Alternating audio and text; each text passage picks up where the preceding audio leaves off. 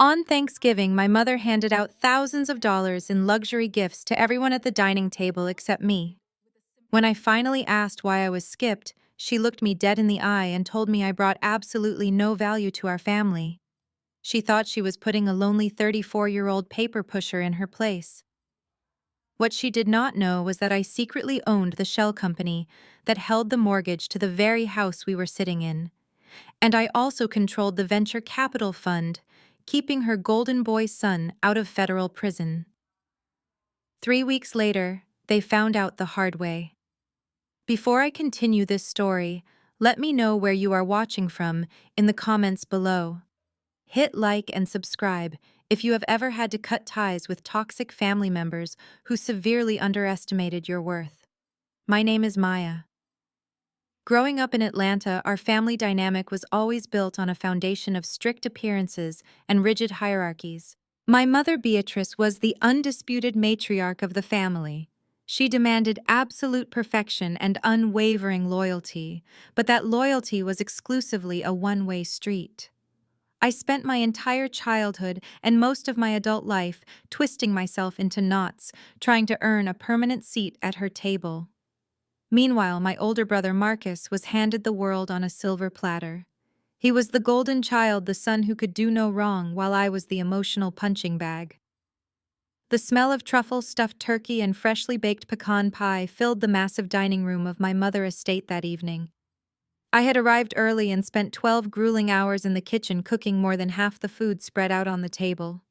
I genuinely wanted this Thanksgiving to be a moment of peace for us. The room was loud, filled with the booming, arrogant laughter of my brother Marcus, and the high-pitched theatrical giggles of his wife Chloe. Chloe was a white woman from a supposedly wealthy suburban family. She never missed an opportunity to remind us of her refined tastes and expensive hobbies. She carried herself with an air of immense privilege, always speaking to me with a thinly veiled condescension that my mother openly encouraged. I sat quietly at the end of the long mahogany table, sipping my red wine, watching this familiar family play unfold. After the dessert plates were cleared, my mother stood up and clinked her crystal glass with a silver spoon. The room quieted down. It was time for her annual Thanksgiving gift, giving tradition a spectacle she used to publicly rank our standing in her eyes. She reached into a designer shopping bag and handed Marcus a heavy velvet box. He tore it open to reveal a gleaming custom Rolex watch. My mother beamed with absolute pride, announcing to the entire table how incredibly proud she was of her son. She praised him as a brilliant tech chief executive who had just secured a massive $2 million seed round for his new startup company. Marcus puffed out his chest, soaking in the admiration as if he had single-handedly cured a disease. Next, my mother turned to Chloe and handed her a sleek, rectangular jewelry box. Chloe gasped dramatically before she even opened it. She pulled out a stunning, thick pearl necklace. My mother gushed loudly about how much she adored her beautiful daughter-in-law, thanking Chloe for bringing so much class to the family. She talked about how perfectly Chloe fit into our family image and how blessed Marcus was to have found someone of her pedigree. Chloe smiled her perfect white smile, shooting a quick, triumphant glance in my direction before leaning over to hug my mother. They looked like a picture-perfect magazine cover, completely ignoring the fact that I was the one who had just cleared their plates and refilled their glasses. I sat there staring at the empty expanse of white tablecloth in front of me. I watched the two of them admire their expensive new gifts, while the rest of the extended family murmured their approval. My mother then sat heavily back down in her chair, smoothed her expensive silk dress, and casually picked up her fork to continue eating her pie. The silence regarding my existence was deafening. I waited for a long moment thinking perhaps my gift was delayed, or maybe she had simply forgotten to pull it out of the bag. But as the conversation shifted to Marcus and his upcoming ski trip, it became painfully obvious that I had been intentionally excluded. The heavy crystal chandelier above us cast a warm light on everyone else, but I felt like I was sitting in the freezing cold. I had spent my entire day making sure this family had a perfect holiday, and my reward was being treated like a ghost in my own family home. I took a slow, steady breath and looked directly at my mother. The dining room was still buzzing with the excitement of Marcus and Chloe admiring their expensive new treasures.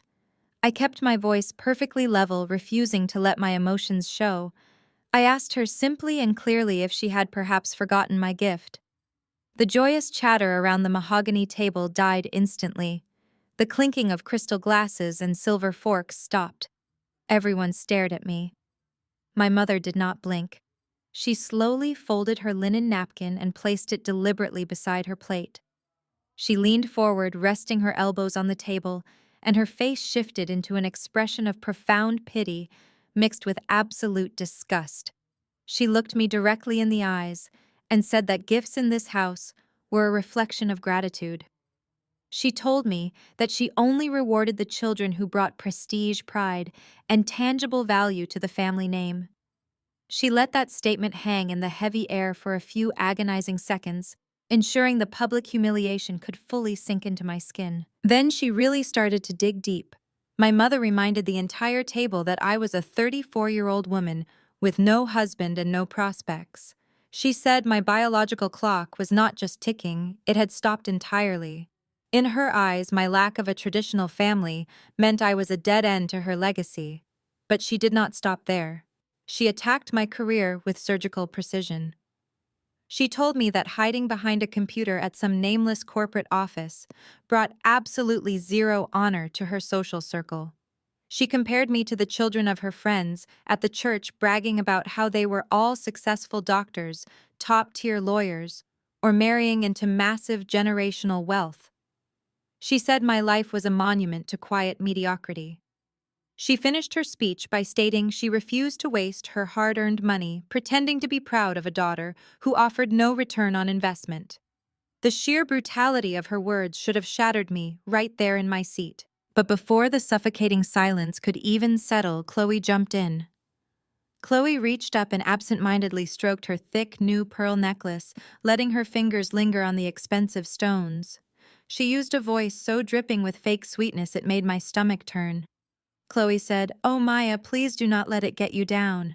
She tilted her head and gave me that signature look of condescending white privilege she had perfected over the years. She told me that having a little corporate desk job was nothing to be ashamed of. She said someone has to do the boring, everyday paperwork while the real innovators go out there and change the world. Chloe let out a breathy, theatrical laugh and added that my life just lacked the excitement and raw ambition that Marcus naturally possessed. She patted my brother on the arm and loudly reminded the entire extended family that Marcus had just closed a massive $2 million seed round for his tech startup. She said the family simply had to prioritize celebrating real milestones tonight because Marcus was carrying the entire weight of the family reputation on his broad shoulders. She actually looked at me with her wide, innocent eyes and suggested I should be taking notes instead of asking for presents.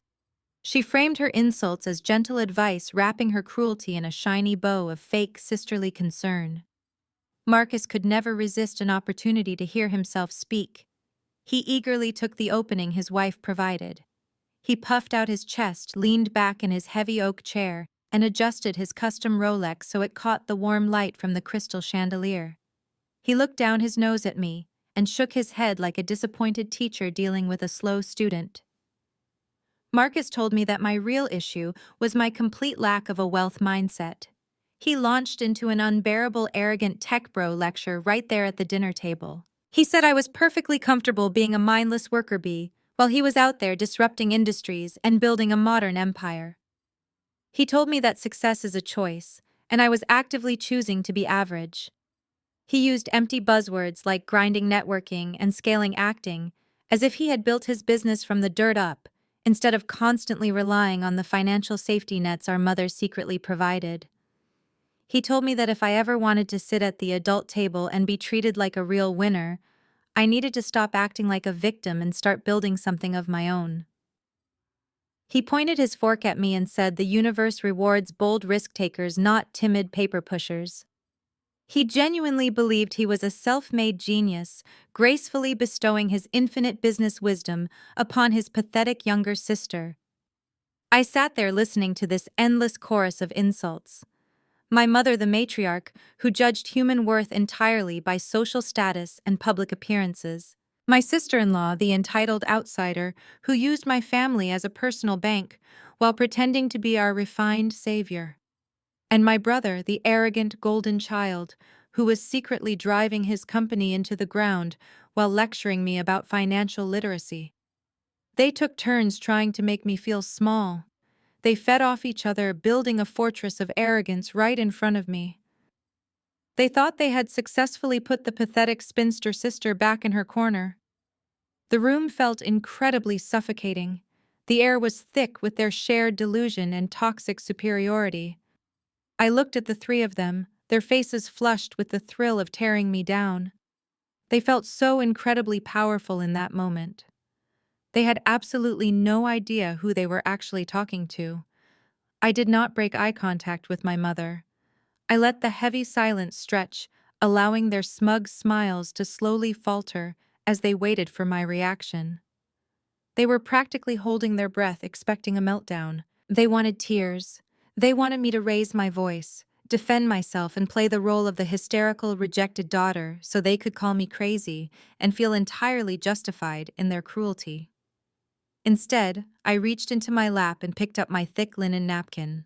I pressed it gently to the corners of my mouth, moving with deliberate and agonizing slowness. I placed the napkin neatly beside my half-eaten slice of pie, making sure the fold was absolutely perfect. Then I pushed my heavy oak chair back.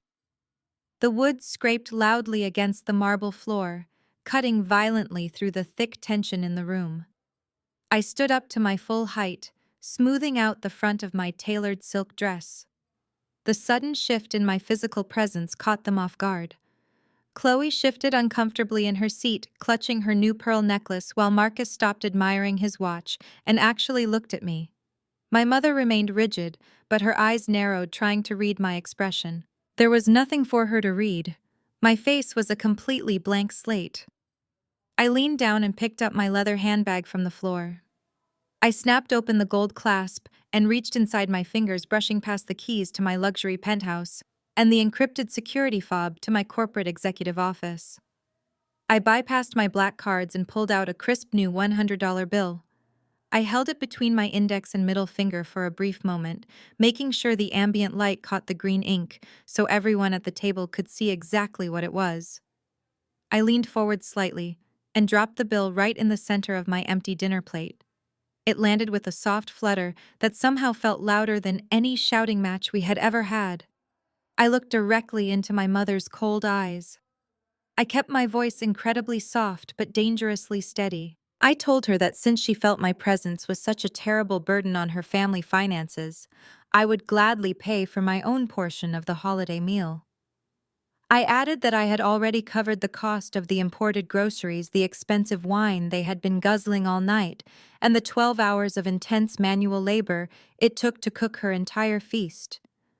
Therefore, we should consider our accounts officially and permanently balanced. Marcus scoffed, rolling his eyes in an attempt to dismiss me, but he did not say a single word. Chloe looked at the money resting on the fine china, like it was a contagious disease, her fake sisterly smile completely wiped from her face. My mother opened her mouth, her jaw tense, ready to snap back with another venomous insult, but I refused to give her the stage. I turned my attention away from her and gave the entire table one final sweeping look. I memorized the ridiculous picture they painted sitting there dripping in unearned luxury paid for by a woman they despised.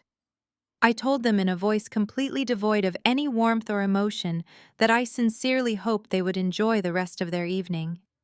I wished them a very happy Thanksgiving. Then I simply turned my back on them. I did not storm out in a fit of rage. I did not run away hiding my face in shame. I walked with the steady, unbothered rhythm of a woman who knew exactly what her multi-million-dollar net worth was. My leather heels clicked sharply and rhythmically against the imported hardwood floors of the hallway. Each step felt like a heavy iron chain snapping right off my ankles. For 34 years I had walked down these exact halls feeling like a pathetic imposter, constantly begging for tiny scraps of affection from a woman who was entirely incapable of loving me. But tonight, the massive estate felt incredibly small. The expensive art hanging on the walls looked cheap, and the grand chandeliers looked tacky and desperate. I was no longer the wounded little girl they could use as a punching bag to make themselves feel superior. I reached the heavy mahogany front door at the end of the hall. I wrapped my hand around the cold brass handle, feeling the solid metal against my palm. I did not pause to look over my shoulder. I did not wait to see if anyone would chase after me or call my name. I pulled the heavy door open, stepped out into the crisp, freezing autumn night air, and pulled it firmly shut behind me. I let the door slam with a resounding, thunderous thud that rattled the tall front windows of the house. It was a deeply satisfying sound. It was the sound of a completely closed chapter. Back in the dining room, the sudden and absolute absence of my presence left a massive psychological vacuum. The loud, arrogant energy that had fueled their cruelty just moments before evaporated into thin air. There was no one left to insult, no one left to absorb their toxic projections.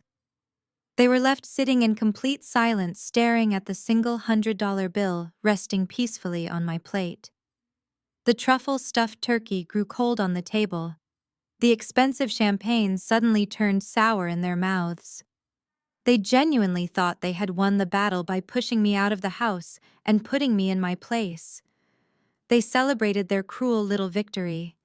They had absolutely no idea that by walking out that door, I was officially stepping into the role of their absolute financial executioner. The petty family games were finally over, and the brutal countdown to their total ruin had officially begun. 3 full weeks passed since that heavy mahogany door clicked shut behind me. My phone rested on the cold marble kitchen island, vibrating relentlessly against the stone. The screen lit up with a continuous stream of notifications from the family group chat. They had named the chat Family First, a deeply ironic title considering how quickly and easily they used it to tear me apart. I leaned over the counter, resting my weight on my hands, and watched the preview messages roll in one by one. They were not checking to see if I was okay. They were not reaching out to apologize for driving me out of my own childhood home on a major holiday. Instead, they were engaging in a relentless, coordinated digital smear campaign designed to rewrite the narrative of that night. My mother led the charge, of course. Beatrice typed out long, dramatic paragraphs painting herself as the ultimate victim of a deeply ungrateful and troubled child. She told the extended family members in the group that I was simply throwing a massive tantrum for attention because I was jealous of my brother. She assured Marcus and Chloe that my little rebellion would not last long. I could practically hear her condescending voice as I read the words on the glowing screen. She claimed I would be crawling back begging for her forgiveness by Christmas, once I realized how cold and lonely the real world was without her family protection. She genuinely believed I was sitting in some tiny, overpriced apartment crying my eyes out and regretting my decision to walk away from her lavish table. Marcus naturally had to chime in with his own brand of unbelievable arrogance. He sent a flurry of texts filled with his favorite motivational corporate buzzwords. He told our mother not to waste her precious energy on toxic people even if they shared the same bloodline. He bragged about how my sudden departure was actually a massive blessing in disguise because his tech startup required a pure positive environment for him to thrive as a leader. He typed out that successful visionary chief executives must ruthlessly cut dead weight to scale their empires and protect their peace. The absolute irony of a man secretly running his fake tech company straight into the ground while calling his billionaire sister dead weight was almost too delicious to bear. I took a slow sip of my black coffee and watched him continue to dig his own financial grave one text message at a time. Then came Chloe, taking the hostility from the private family group chat onto a highly public stage. I swiped away from the text messages and opened the Instagram application. Right at the top of my social media feed was a brand new story from my sister-in-law. She had posted a highly edited, glamorous selfie sitting in the passenger seat of Marcus' luxury sports car. She was wearing a low-cut designer top, specifically chosen to highlight the thick pearl necklace my mother had just given her. The lighting was flawless, The camera angle was heavily calculated, and the caption was a masterclass in passive-aggressive cruelty. She had typed out a long paragraph about being so incredibly blessed to be part of a real family that values hard work, success, and elegance. She ended the post with a sparkling emoji and a hashtag that read, "Absolutely no room for jealous losers." A younger version of me would have been completely devastated by this targeted digital harassment. In my early 20s, I would have drafted a dozen different long replies trying desperately to defend my character and explain my side of the story. I would have cried over their absolute refusal to understand my pain or acknowledge my worth. I would have internalized Chloe public mockery and felt an overwhelming, suffocating sense of shame. But standing there now, reading their pathetic attempts to break my spirit, I felt absolutely nothing but a cold, calculating amusement. They were operating on a high school level, throwing petty insults across the internet to stroke their own fragile egos. They needed to tear me down publicly because it was the only way they knew how to build themselves up. I did not block a single one of them. Blocking them would imply that their words actually had the power to hurt my feelings. It would give them the twisted satisfaction of knowing they had successfully struck a nerve and chased me off the internet. Instead, I left the group chat notifications turned on, and I deliberately viewed every single one of Chloe's ridiculous social media stories. I wanted to see exactly how high they were willing to build their fragile tower of lies before I kicked out the foundational pillars. I even took a quick screenshot of Chloe's post about being blessed and saved it to a secure, encrypted folder on my phone. I knew it would be a wonderful piece of evidence to look back on when she was eventually standing in front of a federal judge explaining where the missing startup funds went. I locked my phone screen and slipped the device smoothly into the deep pocket of my tailored wool trench coat. I picked up my structured leather briefcase and walked out of my penthouse, locking the heavy custom door behind me. The morning air was crisp and sharp as I stepped into the private residential parking garage and slid into the back seat of my waiting black town car. The bustling city of Atlanta blurred past the tinted windows as my private driver navigated the heavy morning traffic, taking me directly toward the financial district. When the luxury car finally pulled up to the towering glass skyscraper that housed my corporate headquarters, I stepped out onto the busy pavement. I walked confidently through the massive revolving glass doors, bypassing the crowded main lobby entirely. I approached a private alcove, swiped my encrypted security fob against the hidden scanner, and stepped into the private executive elevator. The sleek glass doors glided shut with a soft hiss, sealing me off completely from the chaotic noise of the city below. As the high-speed elevator shot upward toward the 40th floor, I looked out through the massive glass pane, watching the sprawling city of Atlanta grow smaller and smaller beneath my expensive leather heels. I thought about my mother sitting in her heavily mortgaged house, typing out insults on her phone. I thought about Marcus driving a luxury sports car he could no longer afford, pretending to the world that he was a tech genius. And I thought about Chloe, wearing a necklace bought with stolen money, calling me a loser for her internet followers. I caught my own reflection in the spotless glass of the elevator door, and a slow, sharp smirk spread across my face. They were so busy playing checkers on their cell phones, while I had already checkmated their entire lives in the real world. I decided to let them have their little digital victory for today. The real world was waiting for them, and it was going to hit them like a freight train.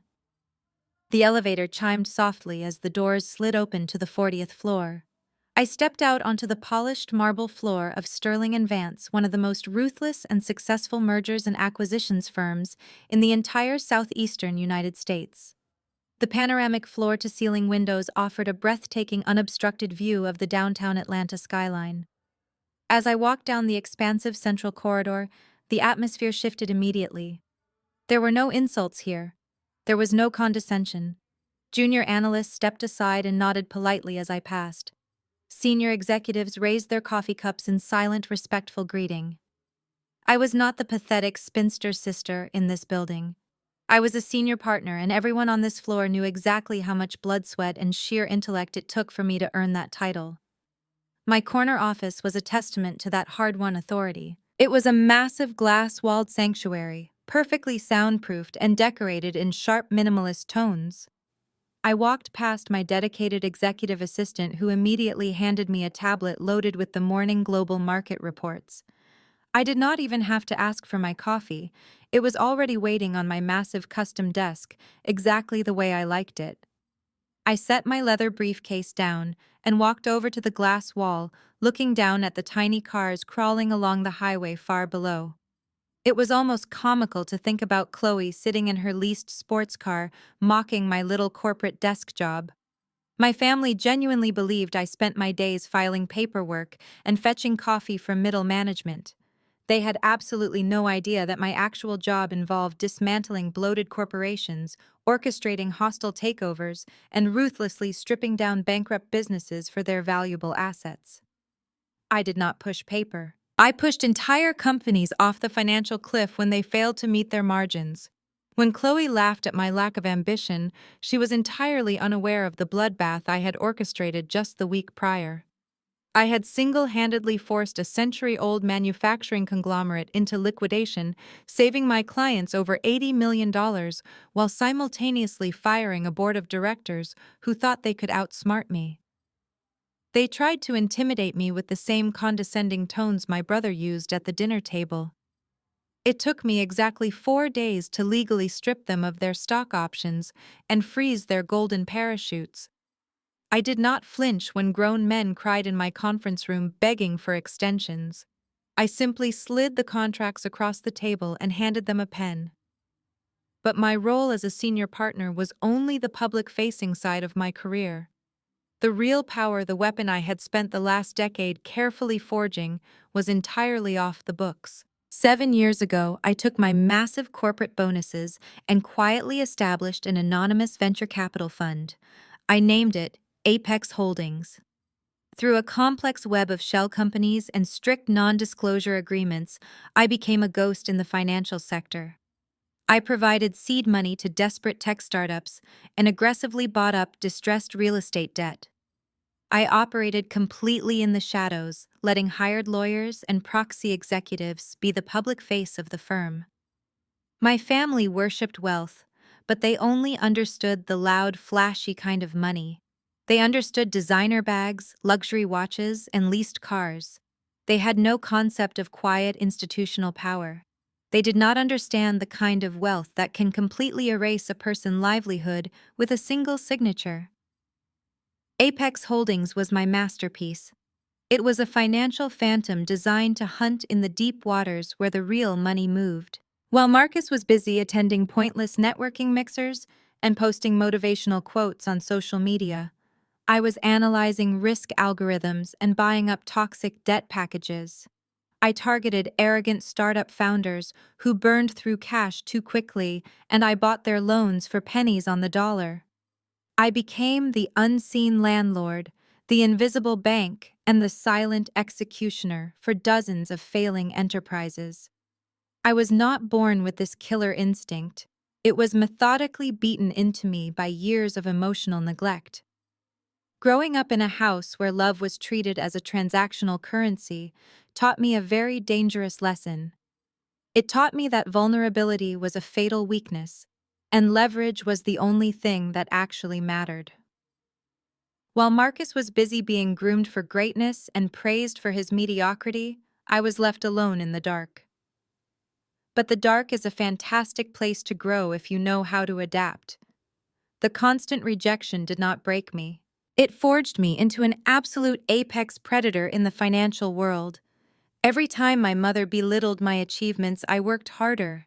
Every time they left me out of a family vacation, I invested the money I saved into high-yield portfolios. My childhood resentment became the endless fuel for my ambition. My family assumed that because I was quiet, I was weak. They mistook my silence for submission. They thought my refusal to engage in their petty screaming matches meant I had accepted my role as the family loser. They could not comprehend that a predator does not roar before it strikes. A predator watches, learns the routines of its prey, and waits for the exact moment of maximum vulnerability. Every single holiday dinner, Every passive-aggressive comment, every time they flaunted their unearned wealth in my face, I just cataloged the data. I let them build their lives on a foundation of sand while I quietly bought the rights to the ocean. I stopped trying to earn a seat at my mother table a long time ago. Instead, I decided to buy the entire building and decide exactly who gets to eat. I walked over to my desk and sat down in my high-backed leather chair. I woke up my computer monitors and pulled up the highly classified financial dossiers I had been compiling for months. The digital folders contained every single dark secret, every unpaid loan, and every fraudulent tax return connected to my family name. It was finally time to go to work. A soft knock on my heavy glass door broke the silence of my office. It was Jonathan, my lead private attorney, and the only person in the entire city who knew the full extent of my hidden financial empire. He walked in holding two thick black leather folders and took a seat across from my desk. Jonathan did not waste time with small talk. He knew exactly why I had summoned him, and he knew the gravity of the documents he was carrying. He slid the first black folder across the smooth mahogany surface, stopping it right in front of me. He leaned back in his chair and told me that the forensic accounting team had finished tearing apart my brother business. He said the reality was actually much worse than we had initially projected. I opened the folder and began scanning the highlighted financial spreadsheets. Marcus had spent the last 2 years parading around Atlanta, acting like the next great tech visionary. At the Thanksgiving dinner table, he had mercilessly lectured me about my lack of ambition, while bragging about his massive $2 million seed round. He treated that money like it was a validation of his superior intellect. But looking at the cold, hard numbers on the page, the absolute irony of his arrogance was almost sickening. Marcus had absolutely no idea that the anonymous venture capital firm that had just injected that $2 million into his failing startup was Apex Holdings. He had no idea that I was the phantom investor who had thrown him a lifeline when every major bank in the state had laughed him out of their offices. Jonathan walked me through the brutal reality of my brother's supposed empire. The tech startup was completely bleeding cash. Marcus had an astronomical burn rate, and he was not spending the venture capital on software development or hiring talented staff. Instead, the financial reports showed massive recurring withdrawals for luxury car leases, expensive client dinners at high-end steakhouses, and extravagant weekend trips to Miami. He was treating the company treasury like his own personal piggy bank to fund the lavish lifestyle his wife Chloe demanded. But the gross mismanagement of funds was not even the worst part. Jonathan pointed to a separate document containing internal user metrics and revenue projections. Marcus had been actively falsifying his user acquisition numbers to secure the funding. He had lied on federal financial documents to make his company look profitable. Jonathan looked at me with a sharp, clinical expression. He stated that Marcus was not just a terrible businessman, he was actively committing corporate fraud. By faking his metrics and misusing the seed capital, my brother had violated the core terms of the investment contract with Apex Holdings. Jonathan explained that as the majority debt holder, I had the legal right to instantly freeze all of his corporate bank accounts, demand an immediate repayment of the $2 million, and hand the fraudulent documents straight over to the federal authorities. Marcus thought he was a self-made king, but he was actually just a puppet dancing on a string that I held firmly in my hand. I could snap that string whenever I chose, and he would be looking at a minimum of 5 years in a federal penitentiary. I closed the first folder, letting the weight of my brother's impending destruction settle over the room. I felt no pity for him. He had chosen to build his life on a foundation of lies and arrogance. I looked up at Jonathan and nodded. He immediately slid the second black folder across my desk. This one was significantly thicker, and the label on the tab indicated it pertained to real estate holdings. This was the file on my mother. Jonathan opened the file for me and pointed to a copy of a property deed alongside a mountain of banking statements. My mother Beatrice loved to project the image of a wealthy Southern matriarch living in a sprawling colonial estate. She hosted high society charity events and constantly belittled anyone who did not match her perceived financial status. But the truth was that my father had left her with a mountain of hidden debt when he passed away. Years ago, Beatrice had quietly taken out a massive second mortgage on the family estate to cover her extravagant lifestyle and keep up appearances. When her credit dried up and the bank was preparing to deny the loan, she miraculously found a private guarantor willing to co-sign the debt. She assumed she had simply charmed the right loan officer or found a generous private lending group. She never once bothered to look at the name of the shell company listed on page 42 of her mortgage agreement.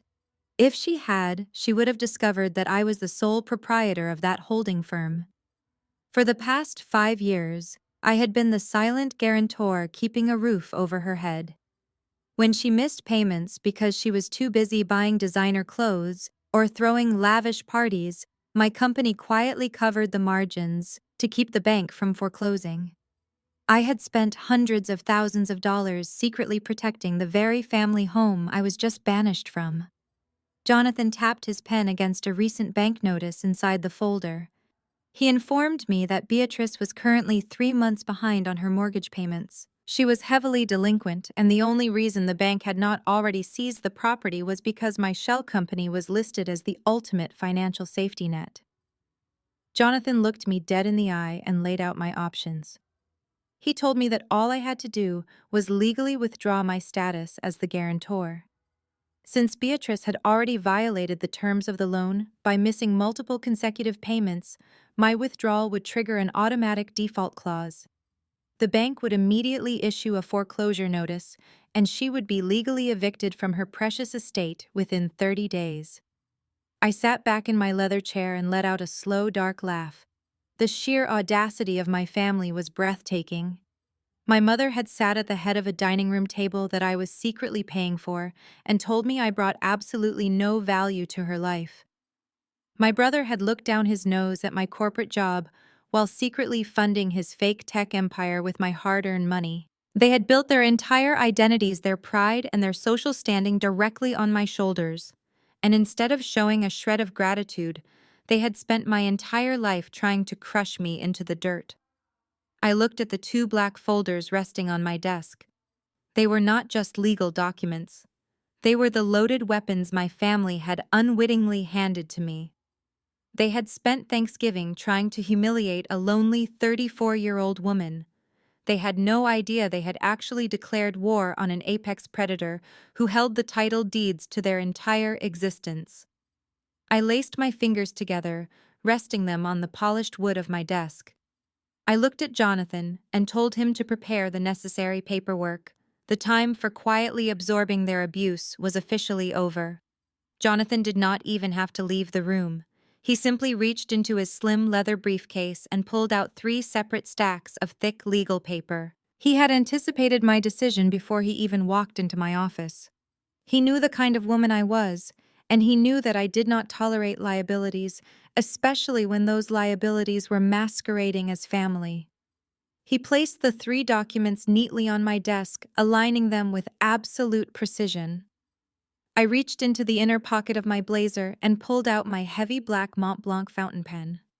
I slowly unscrewed the cap, feeling the cool weight of the metal and resin in my hand. The gold nib caught the morning sunlight streaming through the floor-to-ceiling windows. There was no hesitation. There was no lingering sense of familial guilt. I pulled the first document toward me. It was an immediate cease and desist order, coupled with a total freeze on all capital disbursement for Marcus and his tech startup. The legal jargon was sharp and merciless, citing massive breach of contract, gross financial mismanagement, and suspected corporate fraud. By signing this paper, I was instantly locking him out of his own corporate bank accounts. He would not be able to withdraw a single cent to pay his lease, his employees, or his extravagant steakhouse dinners. I pressed the gold nib to the thick paper. The sound of the nib scratching against the grain echoed loudly in the quiet office. The dark black ink flowed smoothly, sealing his fate. I thought about the way Marcus had puffed out his chest at the Thanksgiving table. I thought about him lecturing me on the importance of grinding and having a wealth mindset while he was secretly using my money to fund his fake lifestyle. With one fluid stroke of my pen, his entire tech empire was officially reduced to dust. He was no longer a visionary chief executive. He was just a broke man facing federal fraud charges. I slid the first document over to Jonathan and pulled the second stack toward me. This was the formal withdrawal of my status as the financial guarantor for my mother estate. The document stated clearly that Apex Holdings was entirely severing its relationship with the borrower due to multiple consecutive delinquent payments. The moment this paper was filed, the bank would be legally required to call in the entirety of the loan. My mother would be hit with an immediate demand for a massive balloon payment that she absolutely could not afford. I signed my name on the dotted line, my hand moving with steady, practiced rhythm. The ink dried instantly. I pictured my mother sitting at the head of her long mahogany table, wearing her expensive silk dress and looking down her nose at me.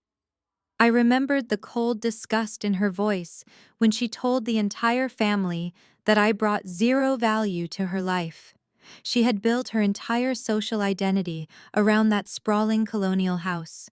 She used it to host her pretentious church fundraisers and to prove to the world that she was better than everyone else. She had no idea that the very foundation of her arrogance was being held up by the daughter she despised. With my second signature, I shattered that foundation. Her protective financial walls were entirely gone. I pulled the third and final document directly in front of me.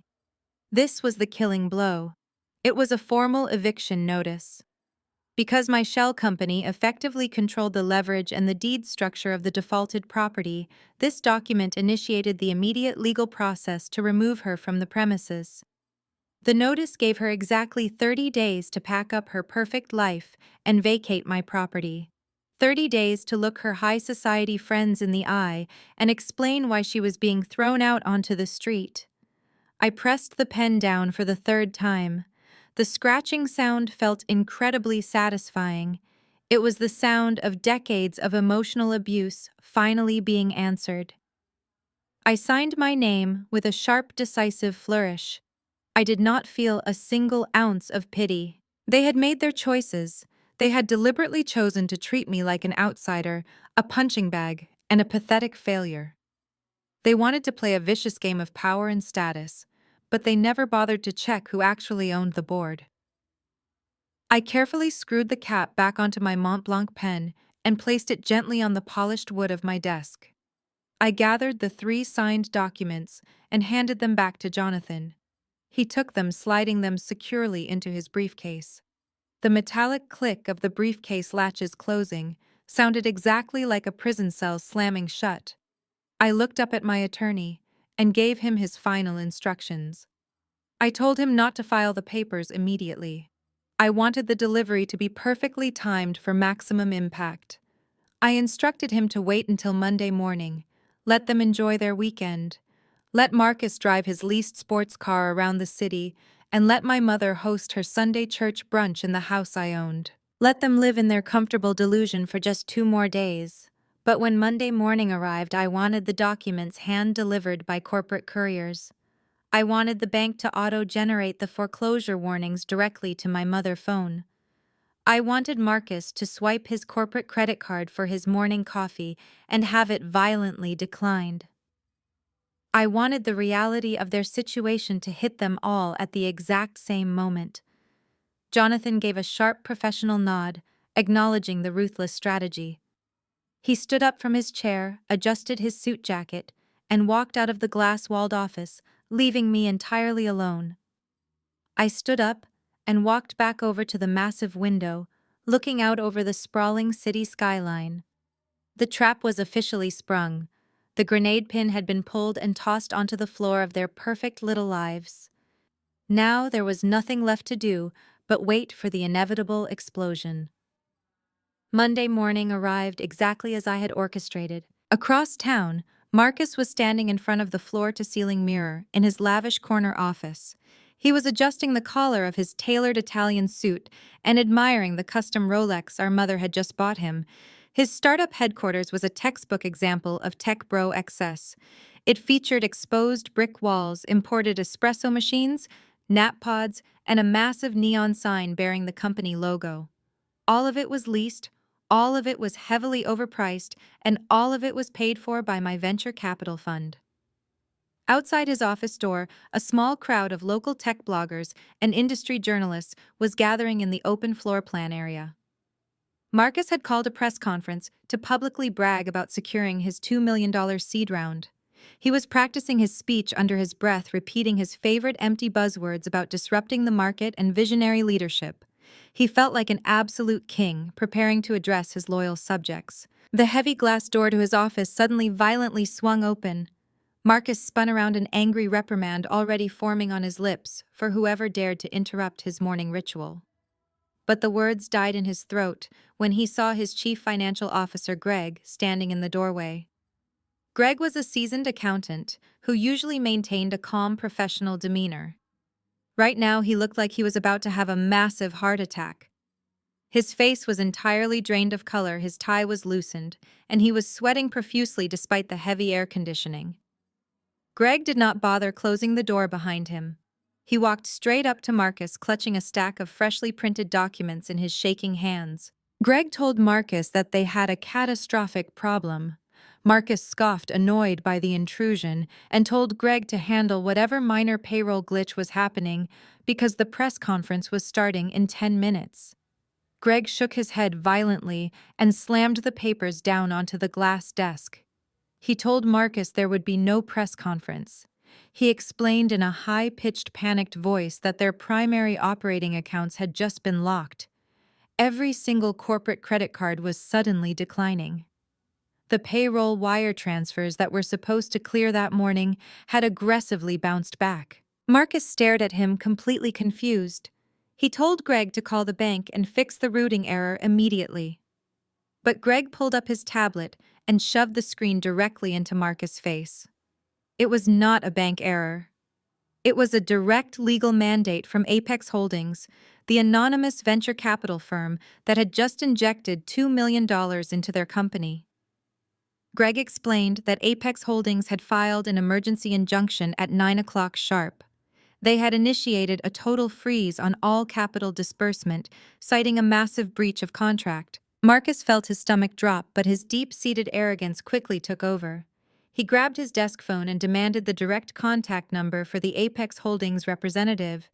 He told Greg he would just charm the investors and smooth over whatever minor clerical misunderstanding had triggered the freeze. Greg let out a dark, desperate laugh. He pointed a trembling finger at the second page of the legal notice. He told Marcus that Apex Holdings was not claiming a clerical error. They were citing gross financial mismanagement and suspected corporate fraud. The legal document specifically listed Marcus' luxury car lease, his exorbitant personal dining expenses, and the falsified user acquisition metrics he had actively used to secure the funding in the first place. The color instantly drained from Marcus' face. The air in the room felt incredibly thin. Greg explained the brutal mathematical reality of their situation. Because Apex Holdings was their primary debt holder, the freeze meant the company had absolutely zero liquid cash. They could not pay the server hosting fees, which meant their entire software platform would go offline in a matter of hours. They could not pay the monthly lease on the extravagant office space.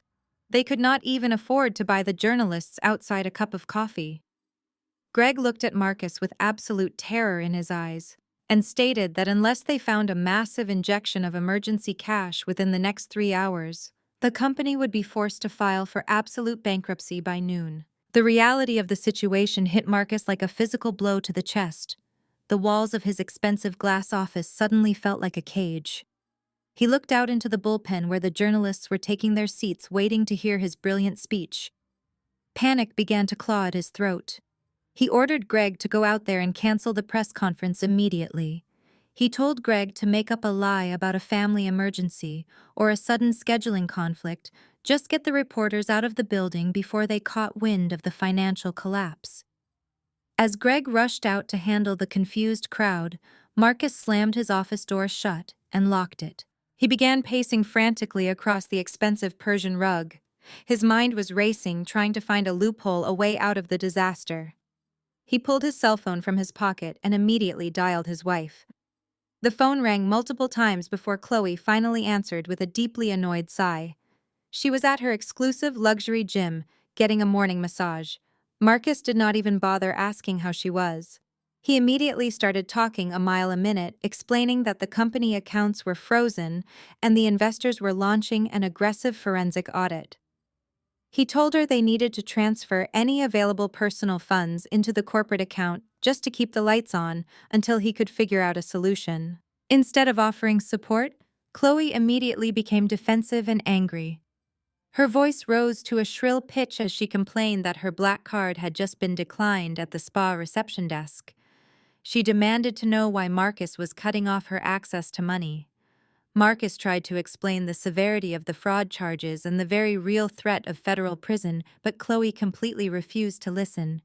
She told him he was a chief executive and he needed to fix his own mess without ruining her morning routine. She accused him of deliberately humiliating her in front of the spa staff and abruptly hung up the phone, leaving Marcus listening to the dead dial tone. His hands were shaking as he stared at the screen. His supportive, loving wife had instantly abandoned him the second the money stopped flowing. Desperation completely hijacked his rational thought process. He scrolled through his contacts and pressed the call button for the one person who had always bailed him out of trouble. He called our mother. He needed Beatrice to wire him an emergency loan from her personal savings. He needed her to leverage the family estate one more time to save his public reputation. He held the phone to his ear, listening to the long, steady rings, completely unaware that his beloved mother was currently standing in the middle of her own horrific nightmare. He prayed she would pick up and save him, never realizing that the very person pulling the strings of his absolute destruction was the sister he had just driven away. While Marcus was locked in his glass office, desperately listening to the endless ringing of his cell phone, my mother was completely unreachable. She was standing under the towering crystal chandeliers of the Atlanta Grand Hotel ballroom, holding a glass of sparkling cider and basking in the absolute pinnacle of her social calendar. It was the morning of the annual Crystal Cross fundraising gala, an exclusive high society event hosted by her massive megachurch. For Beatrice, this gala was not about charity or faith. It was a battlefield where the wealthiest families in the congregation competed for status, influence, and the unspoken title of the most blessed family in Atlanta. My mother was in her absolute element. She was wearing a custom-tailored sapphire blue silk dress that cost more than most people's monthly rent, and a wide-brimmed designer hat that perfectly framed her expertly made-up face. She stood near the center of the ballroom, holding court with the other wealthy matriarchs of the church. These women were her peers, but they were also her fiercest rivals. They smiled warmly at each other, while secretly judging every piece of jewelry, every tailored seam, and every word spoken. My mother dominated the conversation exactly as she always did. She was loudly bragging about Marcus and his massive $2 million tech investment, making sure every woman in a 10-foot radius heard about her golden boy. She casually mentioned the expensive pearl necklace she had just gifted her refined daughter-in-law, painting a picture of a family overflowing with generational wealth and divine favor. She felt completely untouchable. She was the undisputed queen of her social circle, standing on a mountain of arrogance she had spent decades building. She ignored the buzzing of her cell phone in her designer clutch, assuming it was just another minor inconvenience or perhaps a congratulatory message from a jealous friend. She had absolutely no idea that the foundation of her entire life had already been completely pulverized. The smooth jazz music playing in the background faded out as the senior pastor took the stage. He tapped the microphone, asking the congregation to take their seats for the highlight of the morning. It was time for the open donation drive for the new community fellowship hall. This was the moment my mother lived for. It was the moment she could publicly display her financial superiority and cement her legacy in the church records. The pastor called for the platinum tier sponsors, those willing to donate $15,000 or more, to have their family names permanently engraved on the entrance pillars of the new building. Before anyone else could even raise a hand, my mother stood up from her front row table. She smoothed her silk dress, held her head incredibly high, and announced in a clear, ringing voice that the Wilson family would gladly pledge $20,000 to the cause. A collective gasp rippled through the ballroom, followed by a wave of enthusiastic applause. The other matriarchs at her table smiled tightly, their eyes flashing with poorly concealed envy. My mother soaked in the admiration like it was oxygen. She offered a gracious, humble nod to the pastor, playing the role of the devoted, generous servant to absolute perfection. The pastor invited her up to the front table to process the donation right then and there. My mother walked up the center aisle with the slow, deliberate grace of royalty. She reached the treasurer table where Brother Thomas, a mild-mannered accountant who managed the church finances, was waiting with a mobile card terminal. She opened her clutch and pulled out her heavy, black metal credit card, sliding it smoothly across the table. She turned her body slightly, making sure the audience could still see her perfect, serene smile. Brother Thomas swiped the heavy card through the machine.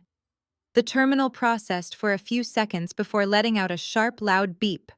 A small red error message flashed on the digital screen. Brother Thomas frowned slightly and looked up, adjusting his glasses.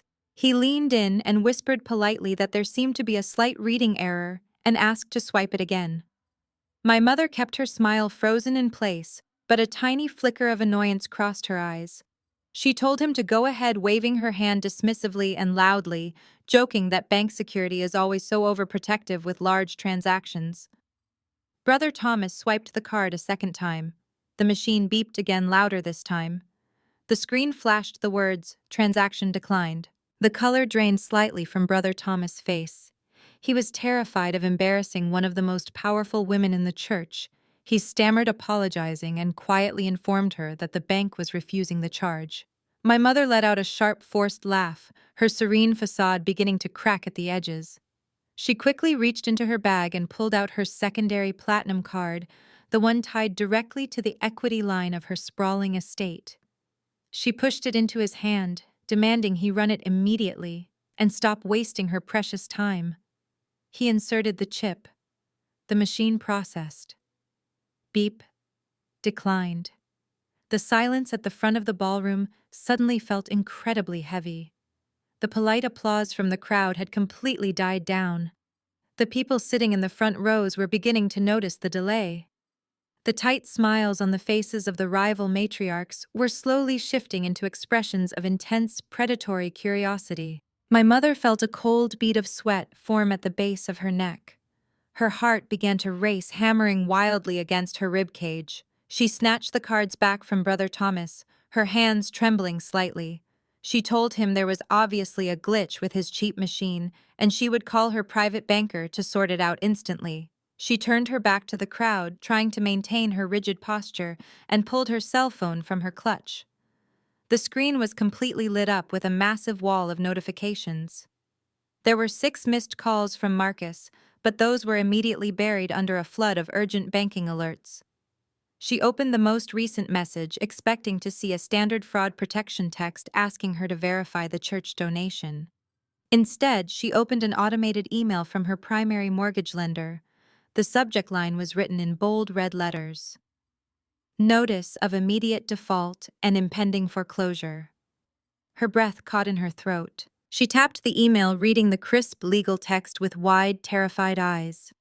The message explicitly stated that her private financial guarantor, Apex Holdings, had formally and permanently withdrawn their backing due to severe delinquency. The equity line she had just tried to use was entirely frozen. Her bank accounts were locked. The email concluded with a brutally sterile notification that she had exactly 30 days to vacate the property before the bank seized the estate. The heavy designer phone suddenly felt like a block of lead in her trembling hands. The camera of her perfect life was suddenly knocked completely off its axis. The solid floor of the ballroom felt like it was tilting violently beneath her expensive heels. The edges of her vision blurred, spinning in a nauseating wave of absolute vertigo. She looked up from the screen, staring blankly at the crystal chandelier above her, but the lights just looked like jagged streaks of lightning. She could hear the whispers starting. The silence in the room had been broken by the low buzzing sound of gossip spreading through the tables like wildfire. The women she had just been bragging to were leaning in, putting their heads together, and staring right at her. She could hear the faint, cutting words drifting through the air. Declined. Cut off. I always knew they were faking it. The sharks smell blood in the water, and they were circling her with absolute glee. My mother tried to take a step forward to walk away from the table and escape the suffocating stares, but her knees buckled slightly. She stumbled, catching herself heavily against the edge of the treasurer table. Her wide-brimmed hat shifted awkwardly, ruining her perfect silhouette. She was completely exposed. The powerful, untouchable matriarch was gone. Standing in her place was a broke, terrified woman who had just realized that her sprawling home, her luxury lifestyle, and her entire social identity were entirely built on a mountain of lies. And in that exact terrifying moment of absolute humiliation, standing in front of the very people she worshipped, she finally realized that the only person who could have saved her was the daughter she had banished from her dining room table just 3 weeks ago. While my mother was suffocating under the weight of her public humiliation, Chloe was experiencing a completely different brand of absolute terror. She was lounging in a plush monogrammed robe at the sanctuary, which was arguably the most exclusive and overpriced day spa in the entire Buckhead district. Chloe had spent her entire morning indulging in a 3-hour hot stone massage, followed by a ridiculously expensive caviar facial. She felt completely untouchable. She walked up to the pristine marble reception desk, glowing with imported skincare products, and radiating the kind of arrogant entitlement she had perfected over the years. She casually tossed her heavy metal credit card onto the counter, not even bothering to look at the astronomical bill the receptionist had placed in front of her. The receptionist offered a tight, polite smile and swiped the card. The machine beeped a sharp, angry sound. The receptionist frowned slightly and tried it again. Another loud beep echoed through the quiet, serene lobby. The young woman behind the desk looked up and quietly informed Chloe that the transaction had been declined. Chloe let out a dramatic, irritated sigh. She rolled her eyes, acting as if the receptionist was completely incompetent, and reached into her designer handbag. She pulled out her secondary platinum card, the one directly tied to Marcus' corporate expense account. She slapped it onto the marble counter, demanding that they run it immediately because she had a lunch reservation to get to. The receptionist swiped the second card. Declined. Chloe's face instantly flushed a deep, angry shade of red. She demanded they try a third card, a joint account she shared with my brother. Declined. The soothing spa music playing from the hidden speakers suddenly felt mocking. Two other wealthy women waiting in the lobby paused their quiet conversation and turned to look at the commotion.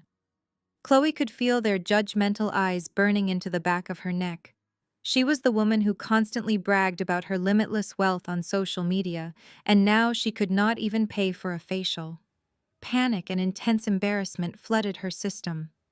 She snatched her useless plastic cards off the counter, yelling at the receptionist that their machines were obviously broken. She threw a crumpled $100 bill from her wallet onto the desk, an amount that did not even cover half the tax on her treatments, and stormed out the glass doors.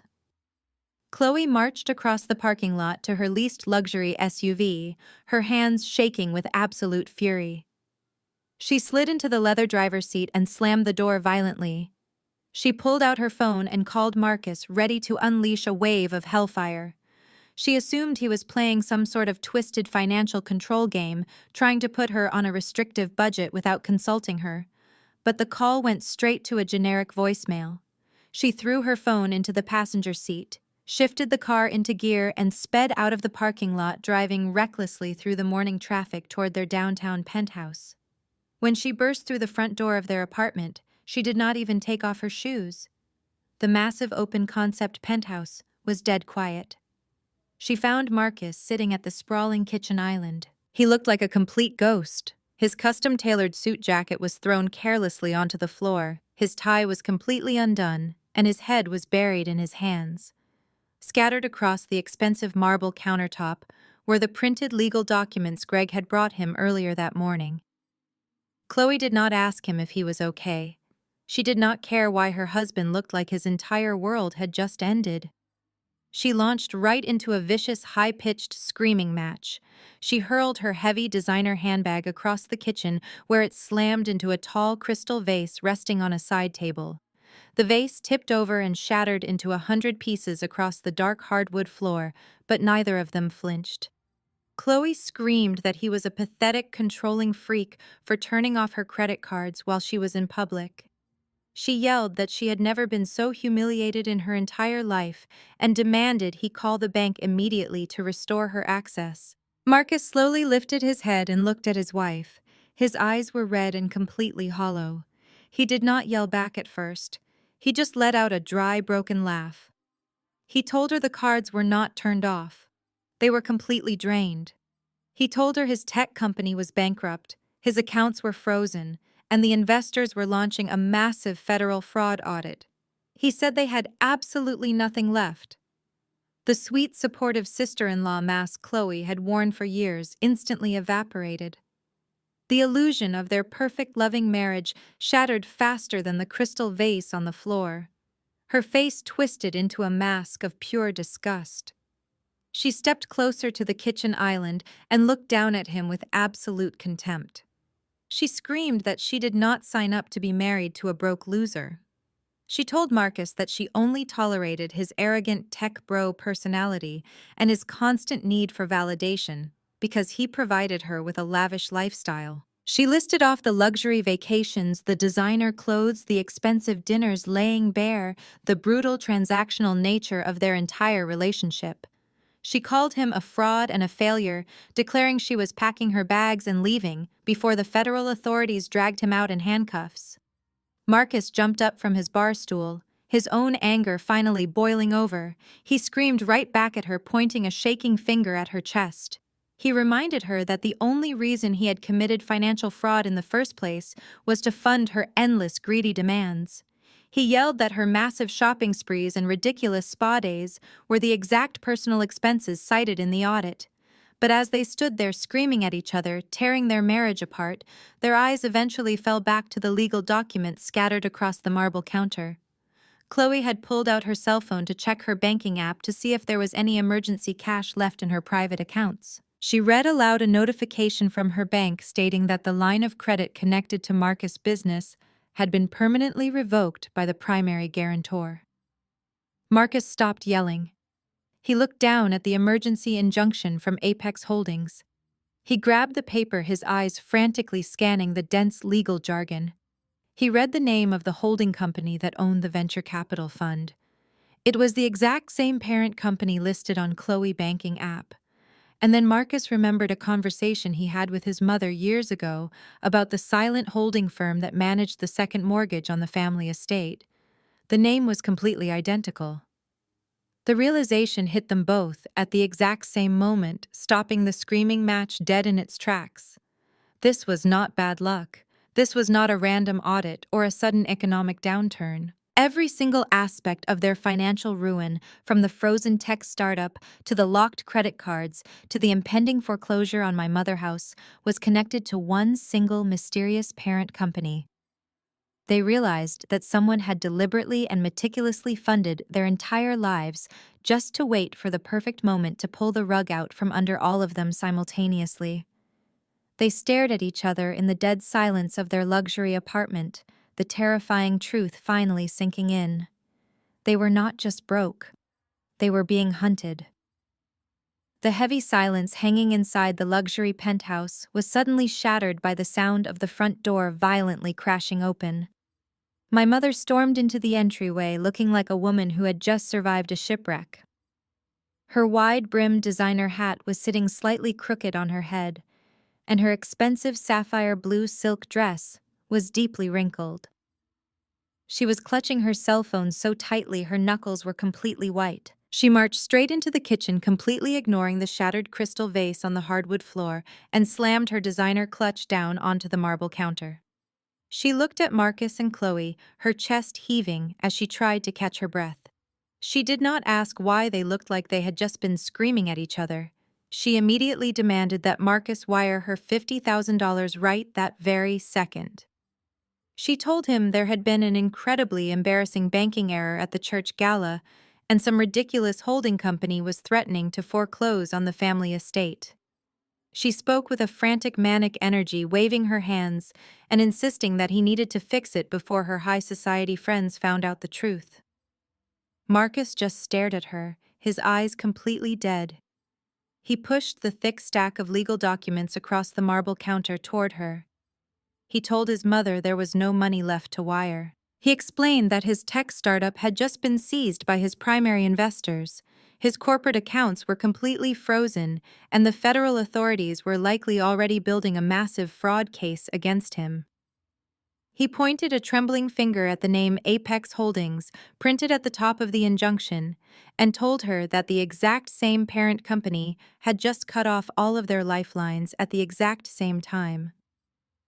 My mother stared at the documents, her brain completely short-circuiting. The sheer magnitude of their collective ruin was too massive for her fragile ego to process. Instead of accepting the terrifying reality staring her right in the face, her mind aggressively retreated into the comfortable safety of her lifelong delusions. She refused to believe that she had been outsmarted or that her entire empire was genuinely collapsing. She shook her head violently, rejecting the truth. She slammed her hand down on the counter and declared that this was simply a temporary cash flow problem. She insisted that successful families like theirs did not just go bankrupt overnight. They just needed a quick infusion of emergency liquid cash to hire the right lawyers, stall the banks, and get the holding company off their backs. Chloe let out a bitter, mocking laugh, crossing her arms over her chest. She asked my mother exactly where she thought this magical pile of emergency cash was going to come from, since all of their credit lines were completely dead. My mother slowly lifted her head, a dark, calculating look settling over her perfectly made-up face. She adjusted her crooked designer hat and smoothed out the front of her wrinkled silk dress, her toxic superiority instantly returning to her posture. She looked at Marcus and Chloe and stated that they were forgetting about the one person who had absolutely zero expenses and a steady corporate paycheck. She said it was finally time for Maya to step up and pay her family dues. Marcus frowned, rubbing his temples in frustration. He reminded my mother that they had just practically chased me out of the house on Thanksgiving. He pointed out that I had not answered a single phone call or replied to a single text message in 3 weeks. But my mother waved her hand dismissively, completely unbothered by the reality of our estranged relationship. In her twisted mind, I was still the pathetic, desperate daughter who would do absolutely anything to earn her approval. She told Marcus that my little silent treatment was nothing but a childish temper tantrum. She claimed I was probably sitting at my boring desk job, just waiting for an excuse to be welcomed back into the family fold. My mother laid out her extortion plan with the cold, ruthless efficiency of a career criminal. She told them that my years of working a mediocre corporate job meant I had to have a decent savings account, or at the very least a retirement fund I could easily borrow against. She said we were going to drive straight down to my office building right now. They were not going to call and ask for a favor. They were going to demand it. My mother insisted that because I was so quiet and timid, I would be absolutely terrified of them causing a scene in front of my coworkers. She smiled a cruel, confident smile and said we will just go down to her little office, make a scene, and force her to use her savings to bail her brother out. She would not dare embarrass me in public. The twisted logic actually resonated with Marcus and Chloe. Desperation makes people incredibly stupid, and they were the most desperate people in the entire city of Atlanta at that exact moment. Chloe immediately perked up the prospect of bullying me into handing over my life savings, instantly curing her anger toward Marcus. She grabbed her designer sunglasses and told them to hurry up because she wanted this mess fixed before her afternoon lunch reservations. Marcus grabbed his car keys, pushing down the tiny voice of rational doubt in the back of his mind. He convinced himself that as the older brother he had the absolute right to demand my financial support. After all, in his mind, I owed my entire existence to the family name. The three of them piled into Marcus' leased luxury SUV. The tension inside the heavy vehicle was thick, but it had shifted from panic to aggressive toxic entitlement. As Marcus navigated the busy Atlanta traffic driving toward the towering skyscrapers of the financial district, they spent the entire car ride actively hyping each other up. They built a towering narrative where they were the righteous victims, and I was the selfish, ungrateful daughter who needed to be violently brought back to reality. My mother pulled down the passenger side vanity mirror, applying a fresh coat of expensive red lipstick. She practiced her stern, disappointed matriarch face, preparing to unleash decades of emotional manipulation the second she saw me. They complained loudly about how incredibly inconvenient it was that they had to stoop to my level and visit my boring workplace. They genuinely pictured me sitting in a cramped gray cubicle surrounded by stacks of meaningless paperwork, absolutely terrified of my middle management bosses. They imagined themselves sweeping into my office like wealthy saviors, demanding my attention and forcing me to sign over my pathetic little savings account to save their massive, important empires. Marcus aggressively pulled the luxury SUV into a loading zone right in front of my corporate headquarters, completely ignoring the bright red no parking signs. He turned off the engine and the three of them stepped out onto the busy pavement. They stood at the base of the massive 40-story glass skyscraper, completely oblivious to the sheer scale of the building they were standing in front of. My mother adjusted her designer handbag, lifted her chin, and marched toward the towering revolving glass doors, with Marcus and Chloe flanking her like loyal soldiers. They thought they were walking in to discipline a disobedient child. They were marching shoulder to shoulder, deeply confident in their shared delusion, completely unaware that they had just willingly stepped straight into an absolute slaughterhouse. The moment they pushed through the heavy revolving doors of the Sterling and Vance building, the atmosphere violently shifted. The bright sunny morning of the Atlanta streets was instantly replaced by the cold cinematic lighting of the towering corporate lobby. The ceilings were 40 feet high, lined with dark polished marble and brushed steel. From a high angle looking down at the lobby floor, my family looked incredibly small. They were like three tiny insects wandering into a massive sterile laboratory, completely unaware of the microscopes already pointed directly at them. My mother had spent the entire car ride preparing to march into a dingy cubicle farm and demand my attention. She expected to find me huddled over a cheap desk, surrounded by middle management supervisors she could easily intimidate. But as her expensive heels clicked against the pristine imported stone floor, she hesitated. The sheer scale of the institutional wealth surrounding her was suffocating. People walking past them were wearing bespoke suits that cost more than Marcus' entire leased car. There was no loud chatter. There was only the quiet hum of massive financial transactions and the sharp clicking of leather shoes. The arrogance my mother had been wearing like a shield suddenly felt incredibly flimsy. Her wrinkled sapphire blue silk dress, which had looked so regal at her church gala, now looked cheap and deeply out of place in the harsh, flawless lighting of the financial fortress. They approached the massive semicircular reception desk, constructed entirely from a single block of black obsidian. Two heavily armed private security contractors stood silently near the turnstiles, wearing tailored black suits with earpieces. My mother slammed her hand on the desk, trying to reclaim her shrinking authority. She demanded that the receptionist call Maya down immediately. The receptionist, a sharp young woman who looked like she had just graduated from an Ivy League university, did not even blink. She kept her voice perfectly level and asked for my mother name and her specific appointment code. My mother scoffed, acting deeply offended by the question. She loudly proclaimed that she was the mother of the employee and she did not need an appointment to see her own daughter. She ordered the young woman to pick up the phone and do her job. The receptionist typed a few keys on her sleek computer and coldly informed them that there was no one in the general employee directory available for unscheduled walk-in appointments. She politely but firmly asked them to step aside so actual clients could approach the desk. Marcus' face flushed red with anger. He stepped in front of our mother, leaning over the heavy obsidian counter and attempting to use his absolute best tech bro chief executive voice. He told the receptionist that she was making a massive mistake and demanded to speak to whoever was in charge of the entire floor. He pointed to his expensive Rolex and claimed he did not have time to deal with low-level security protocols. The security guards immediately stepped forward, their hands resting casually but deliberately near their belts. They warned Marcus to step back from the desk and lower his voice. They dealt with billionaires, global politicians, and hostile corporate takeovers on a daily basis. They were completely unfazed by a broke man sweating in a leased suit. This was the exact moment Chloe decided to weaponize her ultimate defense mechanism. She saw that my mother, toxic authority, and Marcus' fake alpha male routine were completely failing against the cold, hard reality of corporate security. So Chloe stepped forward and immediately turned on the waterworks.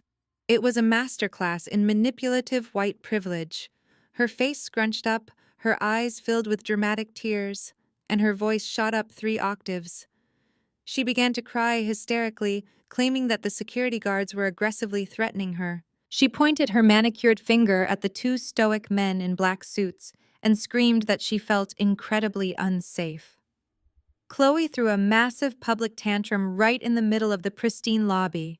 She yelled that her father played golf with the governor and that she was going to call the police to have everyone behind the desk arrested for assault. She clutched her pearl necklace, taking deep, shaking breaths to make herself look like a fragile victim under attack. She demanded that someone go upstairs and drag me down to the lobby right that second so I could answer for how horribly my family was being treated.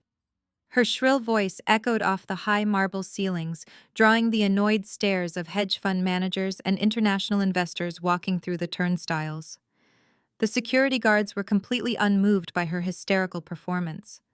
They had strict operational protocols regarding hostile intruders creating a public disturbance. The lead guard tapped at his earpiece, gave a sharp nod to his partner, and stepped directly toward Marcus, grabbing him firmly by the shoulder to physically escort them all out of the building. Right as Marcus began to shout and struggle against the guard, heavy grip, a sharp authoritative voice echoed across the lobby, cutting completely through Chloe, hysterical sobbing. The voice was smooth, perfectly modulated, and dripping with absolute corporate ice. Everyone froze. Walking out of the private executive elevator bank was my lead assistant, Elias. He was dressed in a flawless 3-piece charcoal suit, carrying a sleek leather tablet folio. He moved with the quiet, lethal grace of a man who managed the chaotic schedules of financial titans. Elias approached the security desk and gave a slight dismissive wave of his hand. The security guards immediately released Marcus and stepped back, bowing their heads respectfully to my assistant. Elias did not look at my mother, he did not look at Marcus. He fixed his cold, dark eyes directly on Chloe, who had suddenly stopped fake crying the second she realized her tantrum was no longer working. Elias apologized to the security team for the commotion. He referred to my family specifically as disruptive guests, who had somehow slipped past the initial screening parameters. The insult hung heavy and sharp in the air, completely neutralizing their false sense of superiority.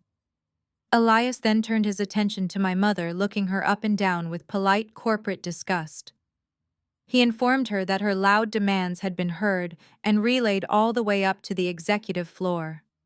He stated with a perfectly straight, unreadable face that the senior partner was willing to grant them exactly 5 minutes of time to resolve this incredibly embarrassing family dispute before security officially called the police to press trespassing charges. The phrase senior partner instantly changed the entire dynamic of the confrontation. My mother's eyes lit up with a sudden twisted gleam of triumph. In her mind, I was in massive trouble. She assumed my boss had heard the screaming, was absolutely furious about the disruption, and was calling them upstairs to publicly fire me or force me to apologize to my family. She thought her extortion plan had worked perfectly. She believed the threat of public humiliation had successfully forced the hand of my superiors. Marcus quickly straightened his suit jacket, suddenly feeling incredibly important again. He smirked at the security guards, completely believing he had just won the standoff, and asserted his dominance. Chloe wiped her dry eyes and lifted her chin, acting as if her ridiculous screaming match had successfully intimidated the entire corporation into bending to her will. They eagerly followed Elias past the security turnstiles and toward the private elevator bank. They whispered excitedly to each other as they walked, completely convinced they were about to watch me get destroyed by corporate management. They stepped into the massive, glass-walled private elevator, completely oblivious to the fact that Elias was pressing the glowing button for the 40th floor. The heavy glass doors glided shut, sealing them inside the soundproof cabin. As the high-speed elevator shot upward, leaving the lobby far below, they smiled like returning victors. They were eagerly riding the elevator straight up to the VIP boardroom, completely unaware they were being politely escorted directly to their own financial execution. The heavy glass doors of the private elevator slid open with a soft chime, revealing the breathtaking expanse of the 40th floor. My family stepped out onto the plush carpet, completely ignoring the stunning panoramic views of the Atlanta skyline. Elias led them down a long, wide corridor lined with expensive modern art and frosted glass offices. They walked with their heads held high, their shoulders thrown back, completely convinced they were marching directly to my professional funeral.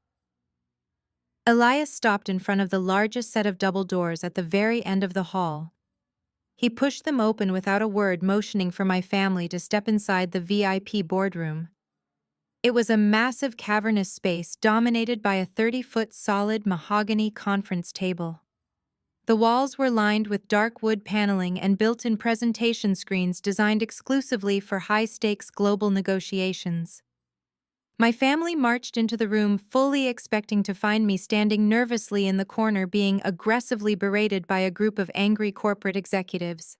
They wanted to see me humiliated. But the room was completely empty, except for one person. I was sitting at the absolute head of the massive mahogany table. As they walked in, I planted my feet on the floor and slowly turned my high-backed leather executive chair to face them. I rested my elbows on the polished wood and steepled my fingers together in perfect silence. The ambient cinematic lighting caught the sharp lines of my tailored suit. I did not stand up to greet them. I did not offer them a seat or ask them why they were there. I just watched them process the scene in front of them. For a brief fraction of a second, genuine confusion flickered across my mother face. The visual reality of me sitting in the seat of absolute corporate power did not align with the pathetic narrative she had built in her head. But true to form, her toxic ego immediately and violently rejected what her own eyes were seeing. She assumed I had simply sneaked into an empty conference room to hide from my actual bosses, because I was too ashamed to face her in public. She marched right up to the edge of the table, slamming her expensive designer handbag down onto the polished mahogany. She looked down at me with the exact same expression of profound disgust she had worn at the Thanksgiving dinner table. My mother did not even bother to say hello. She immediately launched into a vicious, unhinged tirade. She pointed her finger directly at my face and ordered me to open my personal bank accounts right that very second. She screamed that she had just suffered the most embarrassing moment of her entire life at the church gala because of a ridiculous banking glitch. She described how her high society friends had stared at her when her cards were declined, and she blamed the entire humiliating ordeal on my selfish absence. She demanded that I wire $50,000 to Marcus' corporate account and another $50,000 to her personal account immediately to clear up the confusion. She framed it not as a request, but as a mandatory tax I owed her for the privilege of sharing her bloodline. She told me I needed to drain my savings account, cash out my retirement fund, and take out a massive personal loan if that was what it took to save my brother. She said it was time for me to finally make myself useful to the family, instead of just taking up space and throwing childish tantrums. Marcus eagerly jumped in, feeding off our mother frantic, toxic energy. He paced back and forth behind her, running his hands through his hair, acting like a visionary leader dealing with an incompetent subordinate. He told me that his tech startup was facing a minor liquidity crisis, and he needed my absolute cooperation to fix it. He threw around empty corporate buzzwords like synergy and temporary restructuring, completely masking the terrifying fact that he was facing federal fraud charges. He looked at me with absolute condescension and told me that family always comes first. He said I had lived a comfortable, easy life doing meaningless paperwork while he was out there carrying the heavy burden of the family legacy. He told me to stop acting like a spoiled brat and hand over the money because he was the only one in the family capable of building real generational wealth. I sat completely motionless. I did not blink. I did not offer a single word of defense. I let their demands wash over me like a wave crashing against a solid concrete wall. My absolute silence seemed to infuriate them even more. They were so used to me shrinking under their attacks, apologizing for things I never did, and desperately trying to keep the peace. But the woman sitting at the head of the boardroom table was a complete stranger to them. I watched their faces turn red with anger as they practically tripped over each other trying to scream the loudest. They were actively exposing every single ounce of their ignorance, cruelty, and bottomless greed. Chloe could not stand being left out of the spotlight for more than a minute. She stepped around Marcus and marched right up to the table, placing her hands flat on the wood and leaning in close to me. The fake sisterly concern she loved to project was completely gone. Her face was twisted into an ugly mask of pure spite. She glared at me and decided to deliver her ultimate threat. She asked me if I knew that her father played golf with the governor. She screamed that her family had massive political connections and incredibly deep pockets. She told me that if I did not instantly drain my bank accounts to save Marcus, she would personally make it her mission to destroy my pathetic little career. She looked me dead in the eye, her voice shaking with rage, and told me that if I did not save Marcus, her family would ensure I never worked in this city again. She promised to make a few phone calls and have me completely blacklisted from every single corporate office in Atlanta. It was the most beautifully pathetic threat I had ever heard. Chloe was threatening me with the imaginary wealth of her bankrupt parents. Marcus was demanding a personal loan from the very woman who had secretly funded his entire existence, and my mother was ordering me to save her massive estate without realizing I was the exact person actively foreclosing on it. They had built a towering monument to their own delusion right in the middle of my boardroom. They were three broke, terrified people screaming at a billionaire, demanding she empty her pockets to buy them a few more days of fake luxury. I kept my fingers steepled and maintained my intense, unwavering eye contact. I wanted to burn this exact image into my memory. I wanted to remember the exact shape of their entitlement, so I would never, ever feel a single drop of guilt for what I was about to do to them. I let the silence stretch on, becoming incredibly thick and heavy in the massive room. I refused to interrupt them. I wanted them to empty their lungs and exhaust every single threat they had rehearsed in the car. When I still did not respond or flinch, their aggressive momentum finally began to stall. My mother stopped yelling and took a nervous step back, her breathing heavy and ragged. Marcus stopped pacing and stared at me, a tiny flicker of genuine uncertainty finally piercing through his arrogant facade. Chloe slowly stood up straight, dropping her hands from the table, looking around the massive empty boardroom as if she was finally noticing how incredibly out of place they were. The total lack of reaction was terrifying to them. It was like shouting into a massive dark void and hearing absolutely no echo. They had fired every single bullet they had. They had used emotional blackmail, family guilt, and direct professional threats. They had absolutely nothing left in their arsenal.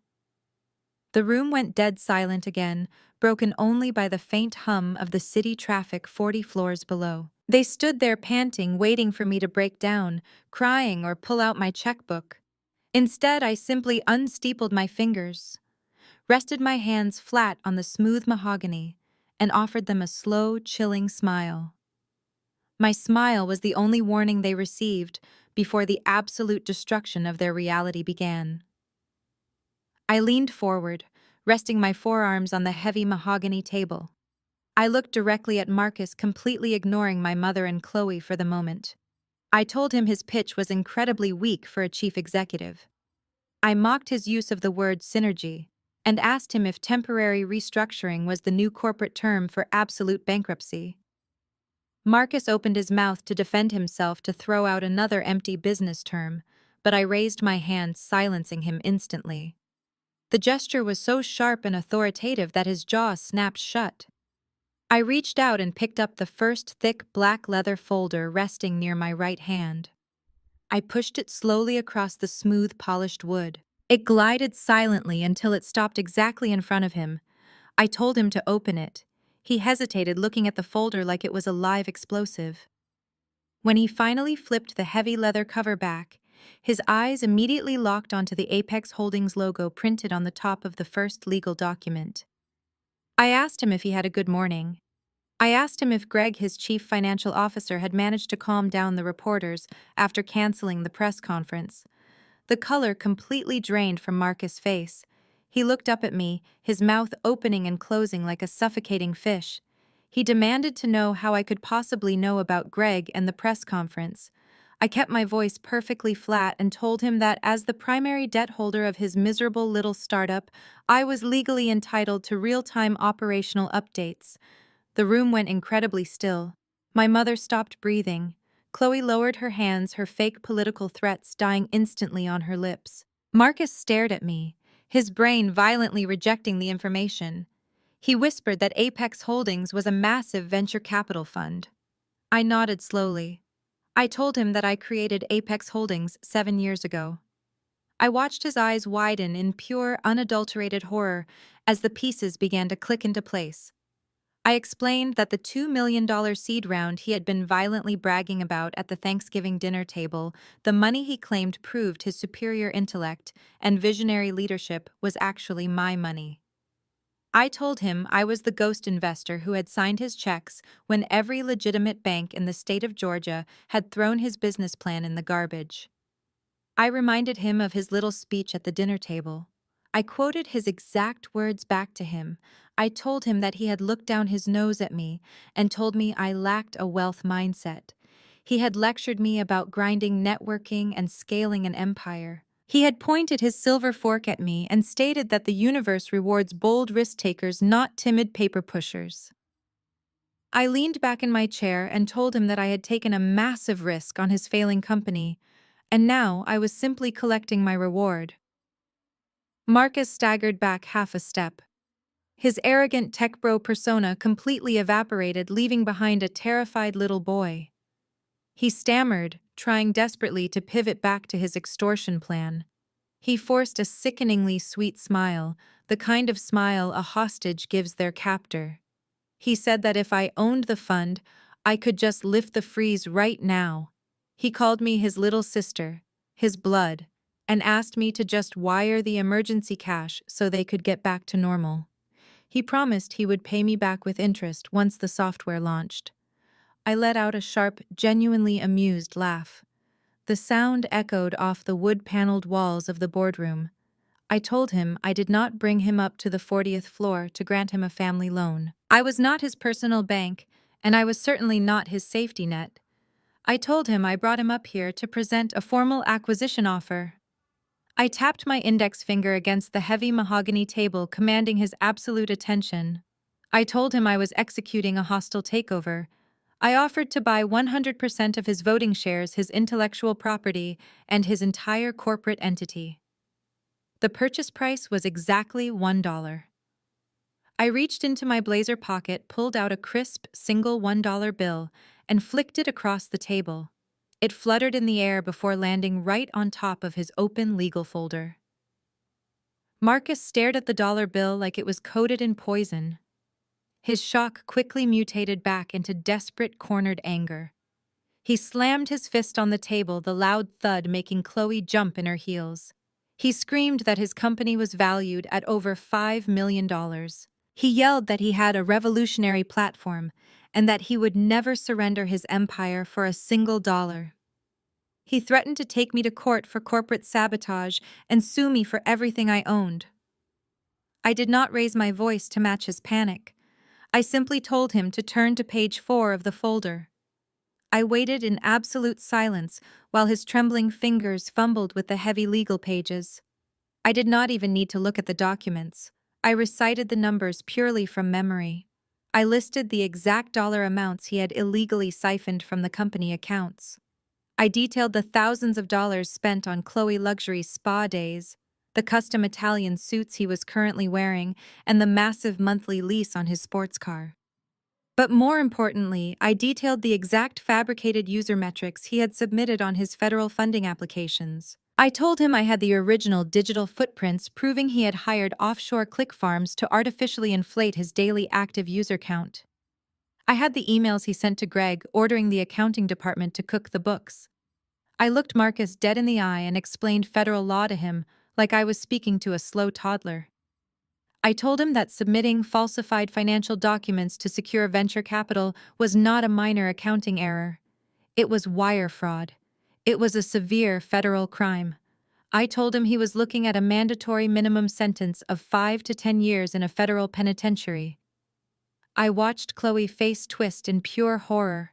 She slowly backed away from Marcus like he was suddenly highly contagious. All of her threats about her father playing golf with the governor instantly vanished.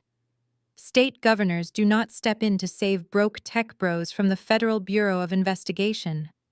She realized in that exact moment that her husband was not a wealthy visionary. He was a monumental liability who was about to drag her down into a massive criminal investigation.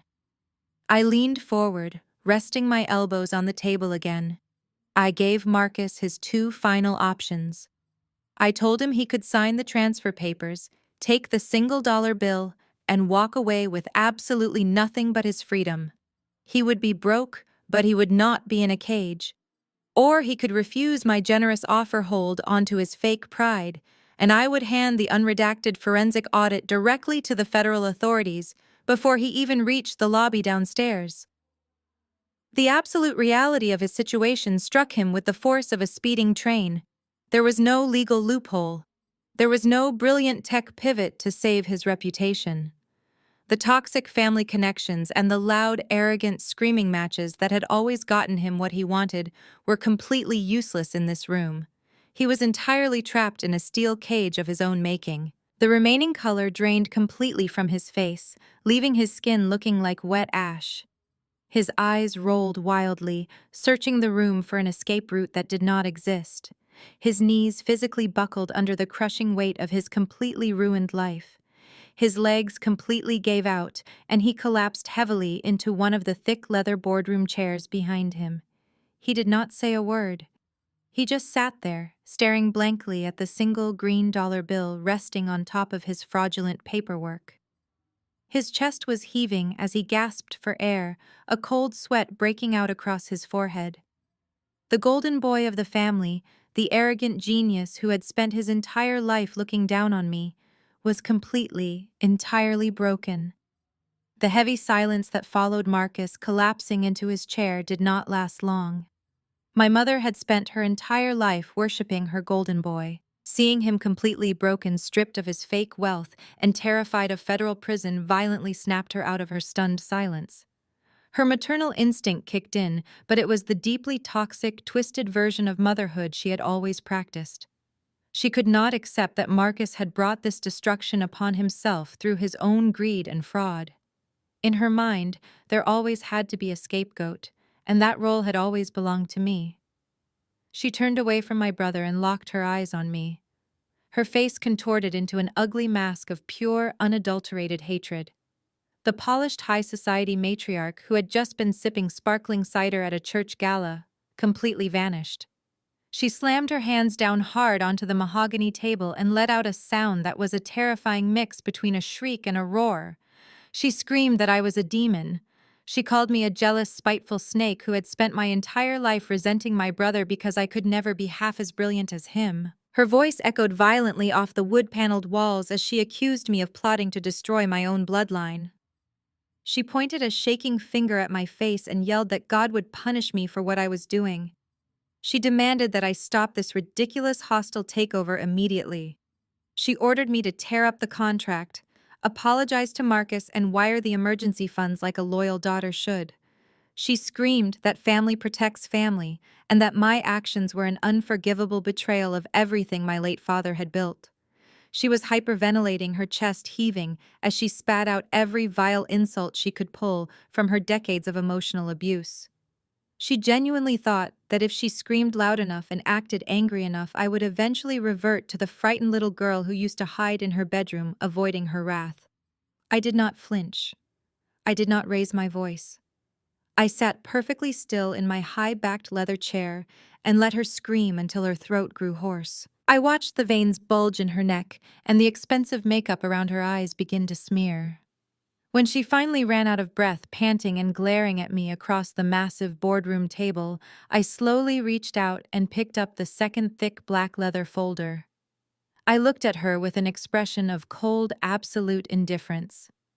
I told her that she had a lot of nerve lecturing me about family protection when she had spent the last 34 years serving me up as an emotional punching bag for her own amusement.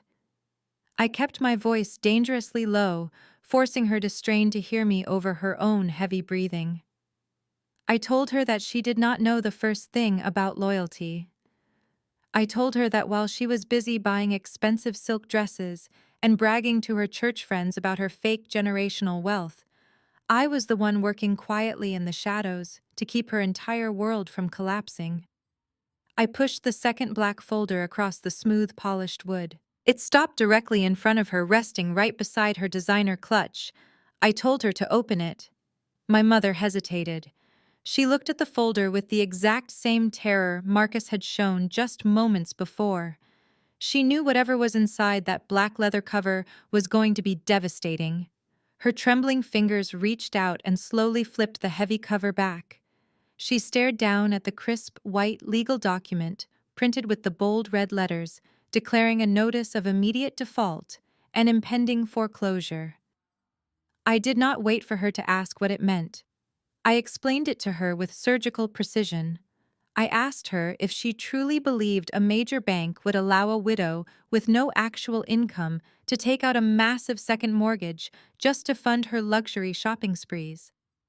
I asked her how incredibly stupid she must be to think she had secured that loan purely on her own charm and social standing. I watched her eyes dart back and forth across the page, desperately trying to process the complex legal and financial terminology.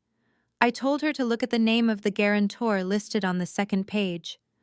I told her to read the name of the holding company that had stepped in 5 years ago to co-sign her massive debt.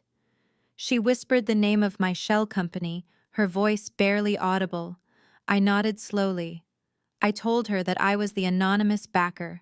I was the silent safety net. I explained that for the past 5 years, every single time she missed a mortgage payment because she was too busy hosting a lavish dinner party or buying Chloe expensive pearl necklaces, I was the one who quietly transferred the funds to cover the margins. I told her I had spent hundreds of thousands of dollars secretly keeping a roof over her head so she could continue playing the role of the wealthy Southern queen. My mother physically recoiled from the table. She shook her head violently, refusing to accept the reality staring her right in the face. She stammered, saying it was impossible. She claimed I was lying, trying to trick her with fake documents. But the banking statements attached to the back of the folder were undeniable. They showed the exact dates and the exact dollar amounts of every single missed payment she had ever made perfectly, matching the transfers from my corporate accounts. I leaned forward, folding my hands on the table. I reminded her of the Thanksgiving dinner just 3 weeks ago. I brought her right back to that massive dining room where she had stood up, clinked her crystal glass, and handed out thousands of dollars in luxury gifts while I sat there with nothing. I quoted her exact words back to her, making sure every single syllable hit her like a physical strike. I reminded her that she looked me dead in the eye and told the entire family that I brought absolutely no value to her life. She had called me a dead end to her legacy. She had stated that I did not deserve a reward just for existing and taking up space in her home. I looked at the broken, terrified woman standing across from me and delivered the final crushing blow. I told her that the sprawling colonial estate she loved so much, the massive house she used to judge everyone else from, was actually my property. I told her I was officially pulling my financial backing effectively immediately. Because she was severely delinquent on her payments, the bank was legally seizing the asset. I kept my voice incredibly soft, but it carried the weight of a death sentence. I told her that since she firmly believed I brought absolutely no value to this family, I was removing my value from her life entirely. I instructed her to pack up her perfect fake life and vacate my property by Friday. I smiled a cold, unforgiving smile and told her to consider the eviction notice my Thanksgiving gift finally returned to her. My mother's legs completely gave out. She did not collapse into a chair like Marcus. She stumbled backward, her expensive heels catching on the plush carpet, and she fell heavily onto the floor. The wide-brimmed designer hat she had worn so proudly to the church gala tumbled off her head, rolling away like a discarded piece of trash. She sat on the floor of my corporate boardroom staring up at me with wide, unblinking eyes. The arrogant, invincible matriarch was completely gone. She was finally experiencing the exact same feelings of absolute worthlessness and public humiliation she had forced me to endure for my entire life. Chloe was backed into the far corner of the room, her hands covering her mouth, her eyes darting frantically between her broken husband and her shattered mother-in-law. The VIP boardroom, which they had marched into with such incredible arrogance just 15 minutes ago, had transformed into a complete graveyard for their false identities. The silence in the room was absolute. There were no more threats.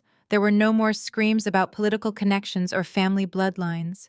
They were completely stripped of their wealth, their pride, and their delusions. I remained seated at the head of the table, perfectly composed, looking down at the absolute wreckage of my toxic family, knowing the game was officially over and I had won everything. The dead silence in the room was suddenly shattered by a sharp, frantic sound. It was the sound of Chloe desperately digging through her designer handbag. The realization that her entire lifestyle was evaporating had finally bypassed her arrogant denial and triggered a visceral, feral panic. Her perfectly manicured hands were shaking violently as she pulled out her cell phone. Her face was completely distorted, her eyes wide and bloodshot. She pointed a trembling finger at me and screamed at the top of her lungs. She yelled that she was calling her father right now. She screamed that she was getting his team of elite lawyers on the phone and that I was completely dead. "You are dead, you bitch," she shrieked, her voice cracking with raw desperation. Anyone else in the room would have braced for a massive screaming match. Marcus slowly lifted his head from his hands, expecting me to shout back or call security. My mother stopped crying on the floor, waiting for the inevitable chaotic fight. But I did not raise my voice a single decibel. I did not even look angry. I simply reached across the polished mahogany table and picked up a small silver remote control. I pointed it at the ceiling and pressed a single button. A low mechanical hum filled the quiet room. From a hidden compartment in the ceiling, a massive high-definition projector smoothly descended. The heavy automatic blackout blinds on the floor-to-ceiling windows immediately rolled down, plunging the boardroom into a cinematic darkness. A massive bright screen dropped down against the far wall. The sudden shift in lighting and the quiet whir of the projector commanded every single ounce of attention in the room. Chloe froze her phone halfway to her ear. Marcus turned his chair to face the screen. The projector flared to life, casting a harsh white glow across their terrified faces. Displayed in massive crystal-clear resolution was a digitized offshore banking statement. It was not a generic financial document. It was a highly detailed forensic accounting trace. I clicked a button on the presentation remote, and a bright red laser pointer appeared on the screen. I directed their attention to a specific column of numbers. I told them to look very closely at the dates and the exact dollar amounts. I kept my voice perfectly even, narrating the financial destruction like a professor giving a lecture. I explained that over the past 14 months, exactly $500,000 had been systematically siphoned out of Marcus Tech startup operating accounts. I traced the laser pointer across the screen, showing how the money was disguised as payments to fake marketing vendors and phantom software consultants. I showed them the routing numbers tracing the stolen capital through 3 different shell companies, until it finally landed in a private offshore account in the Cayman Islands. I clicked the remote again, zooming in on the final destination of the stolen $500,000. The name on the offshore account was displayed in bold black letters. It was Chloe maiden name. Marcus stopped breathing entirely. He leaned forward, gripping the edge of the mahogany table so hard his knuckles turned completely white. He stared at the screen, reading his wife's maiden name over and over again. The crushing reality of the situation hit him like a physical blow. He was currently facing federal prison time for falsifying user metrics and burning through venture capital. He thought he had spent that money building his empire and buying his wife expensive gifts. He had absolutely no idea that his beautiful, supportive, high society wife had been actively embezzling $500,000 of his seed money right from under his nose. Chloe dropped her cell phone. It hit the floor with a loud crack, but she did not even look down. All the blood drained from her face, leaving her looking like a porcelain doll that had just been shattered. She opened her mouth to speak, to formulate a lie or an excuse, but no words came out. I was not finished. I clicked the remote one final time, pulling up a brand new document on the massive screen. It was a public court filing from the state of Connecticut dated exactly 2 years ago. I looked directly at Chloe and asked her if she wanted to call her father elite lawyers to discuss this specific document. I asked her if the governor knew that his favorite golf partner had filed for Chapter 7 bankruptcy. The entire room stared at the massive legal document on the screen. I laid the absolute truth out for everyone to hear. Chloe's parents were not wealthy political powerhouses. They had lost their entire fortune 2 years ago due to massive real estate debts and gross financial negligence. Their sprawling colonial estate had been foreclosed on. Their country club memberships had been permanently revoked. They were currently living in a cheap rented duplex in a rundown suburb, relying entirely on whatever money their daughter could scrounge up. I looked at Marcus and explained the brutal ultimate irony of his fake perfect marriage. I told him that Chloe did not marry him for love. She did not even marry him because she believed in his visionary tech genius. She married him because he was an incredibly easy mark. He was an arrogant, insecure man, desperate for a trophy wife with a wealthy pedigree to validate his own massive ego. Chloe had played him with absolute perfection. She used his startup as a personal cash cow, secretly funneling my venture capital money directly to her broke parents just to keep up the illusion of their generational wealth. She had spent the last 2 years looking down her nose at my family. She had mocked my corporate job. She had treated my mother house like a cheap hotel and paraded around in jewelry bought with stolen funds. She acted like she was gracing us with her superior white privilege while secretly acting as the biggest parasite of all. She was nothing but a desperate broke fraud, stealing from a fake tech chief executive who was stealing from a billionaire. The dead silence returned to the boardroom, but this time it was suffocating. The massive screen glowed behind me, illuminating the absolute horror on Marcus' face as he turned to look at the woman he had married. Chloe could not meet his eyes. She was completely paralyzed, her web of lies entirely exposed and burned to the ground. She had threatened to destroy my career just moments ago, and now she was staring at irrefutable evidence of her own massive federal crimes. The projector hummed quietly in the background, providing the only soundtrack to the complete and utter devastation of her entire life. The humming of the projector was suddenly drowned out by a sound I had never heard my brother make. It was a guttural, animalistic roar that tore from the very bottom of his chest. The realization that he had been completely financially cuckolded by the woman he thought was his trophy wife completely shattered his mind. He had burned down his own company, risked federal prison, and alienated his blood relatives, all to fund the lavish lifestyle of a woman who was actively robbing him blind. The golden boy, the arrogant visionary chief executive, was completely gone.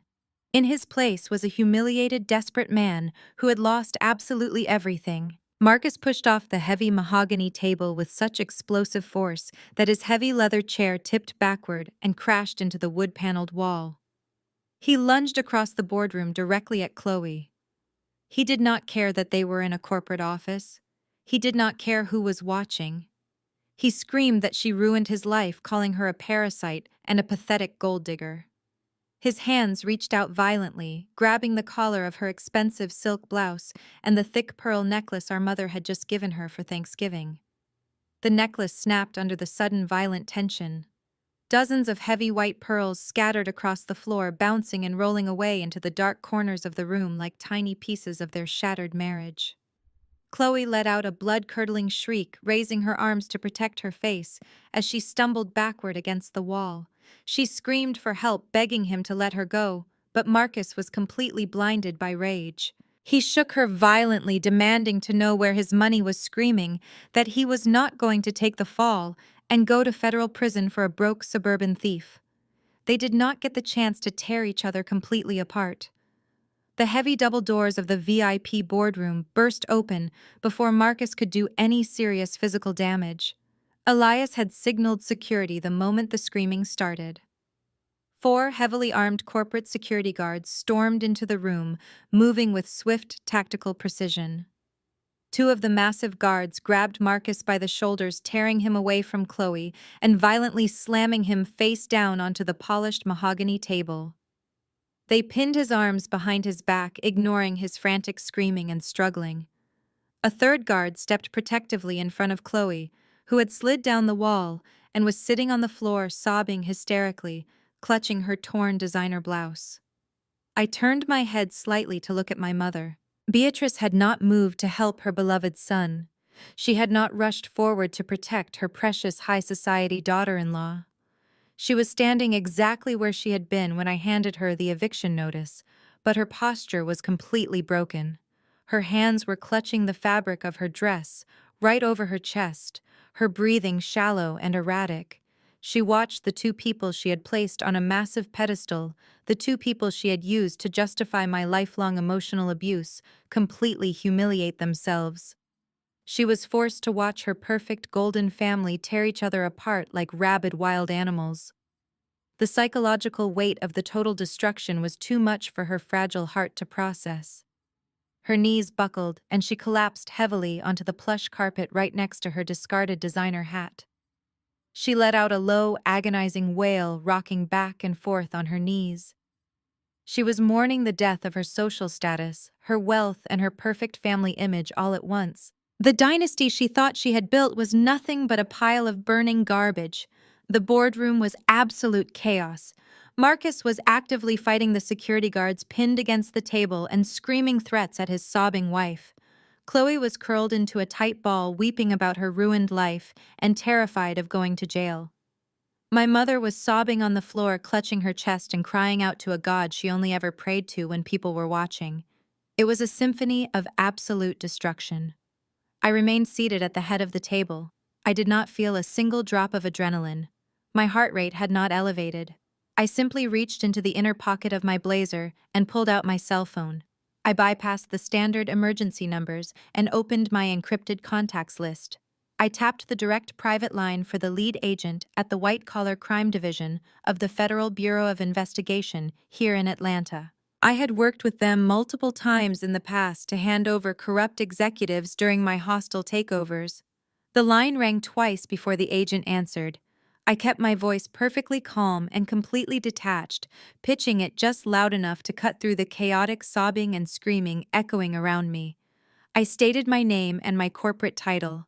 I informed the agent that I was calling to formally report a massive case of corporate wire fraud and direct embezzlement totaling $500,000. I stated that I had the suspect currently detained by private security in my corporate boardroom and that I possessed unredacted forensic accounting records proving the stolen funds had been illegally transferred to an offshore account in the Cayman Islands. Marcus suddenly stopped struggling against the guards. He pressed his face against the polished wood of the table, his eyes wide with fresh, absolute terror as he listened to me speak. Chloe let out a sharp, choking gasp, covering her ears with her hands, as if blocking out the sound of my voice could somehow stop the reality of her impending arrest. My mother just kept rocking back and forth, completely paralyzed by the unstoppable force of the consequences raining down on them.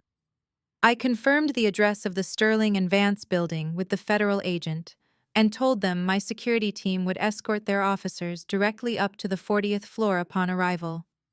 I thanked the agent, ended the call, and placed my phone gently back onto the table. I looked down at the three of them, letting the cold, hard truth of their situation finally settle into their bones. The trap had not just closed, it had completely crushed them. The image of my mother sobbing on the floor and my brother screaming in the grip of corporate security slowly fades away. The camera pulls back, leaving the cold, sterile environment of the VIP boardroom far behind. The view transitions smoothly, returning to the warm, natural light of my present-day living room. I am sitting comfortably on my plush leather sofa, exactly where I began this story. The late afternoon sun is streaming through the massive floor-to-ceiling penthouse windows, casting a soft golden glow over the quiet, peaceful space. I raise my crystal glass and take a slow, appreciative sip of my favorite red wine. The absolute silence in my home is beautiful. There is no yelling, there is no toxic belittling. There is only the calm, quiet certainty of a life perfectly orchestrated and entirely protected. It has been several months since that explosive morning on the 40th floor. The federal authorities moved swiftly and mercilessly once they had the unredacted forensic accounting files in their possession. Chloe was arrested right there in the boardroom, led away in handcuffs, while her fake sisterly facade completely crumbled.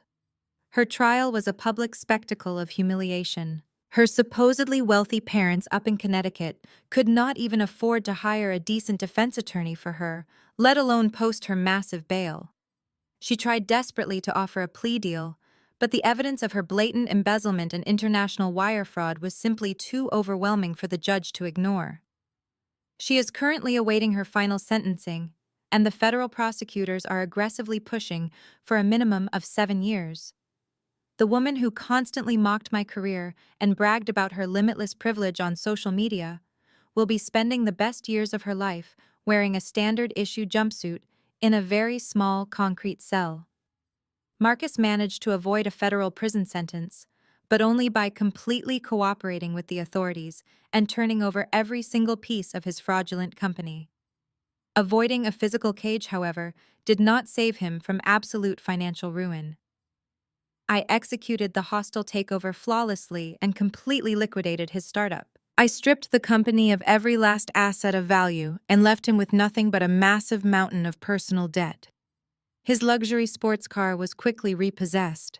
His expensive downtown penthouse was seized by the banks. The golden boy who used to lecture me about having a wealth mindset and grinding for success is now driving a rented economy car for a rideshare application. He spends his long, exhausting days ferrying actual successful people around the busy streets of Atlanta, relying entirely on small tips just to afford his cheap daily meals. He has been permanently blacklisted from the entire tech industry, a disgraced fraud who will never sit in an executive chair again. As for my mother, her fall from grace was perhaps the most poetic justice of them all. The bank executed the foreclosure on her sprawling colonial estate with zero hesitation. She was forced to pack her expensive silk dresses and designer hats into cheap cardboard boxes and permanently vacate the property she loved more than her own children. She now lives in a tiny, run-down one-bedroom apartment on the far outskirts of the city. The building has peeling paint, noisy neighbors, and absolutely no prestige. The wealthy church ladies she spent decades trying to impress completely abandoned her the second her black card was declined. They stopped returning her phone calls and conveniently forgot to invite her to their high society charity galas. Her entire identity was completely tied to her money and her social dominance. Without her wealth, she is completely invisible to the world she worshipped. She sits alone in her cramped, noisy apartment, entirely ignored by the very people she sacrificed her soul to impress. I never spoke to any of them again after they were escorted out of my building that day. I blocked their phone numbers and instructed my private security team to turn them away if they ever dared to approach my corporate office or my residential building. I do not feel a single ounce of guilt. I do not lie awake at night wondering if my retaliation was too harsh. They spent 34 years treating me like a worthless outsider, and I simply gave them exactly what they asked for. I removed myself and my financial value from their lives entirely. It took me a long time to realize that my mother affection was never something I could earn through hard work or obedience. It was a rigged game deliberately designed to keep me feeling small, so they could feel incredibly powerful. Walking away from that Thanksgiving dinner table was the hardest thing I ever did, but it was also the absolute best decision of my entire life. I built my own empire in the shadows, while they wasted their time tearing me down to inflate their fragile egos. I took all the pain, all the rejection, and all the bitter humiliation, and I turned it into an impenetrable fortress of wealth and legal authority. When you stop knocking on doors that won't open for you, you'll finally have the time to build your own castle. The best revenge isn't anger or shouting matches, it's massive success and ironclad legal contracts. Has anyone else ever been cast out by their own family, only to realize it was the greatest blessing? Tell me your story in the comments.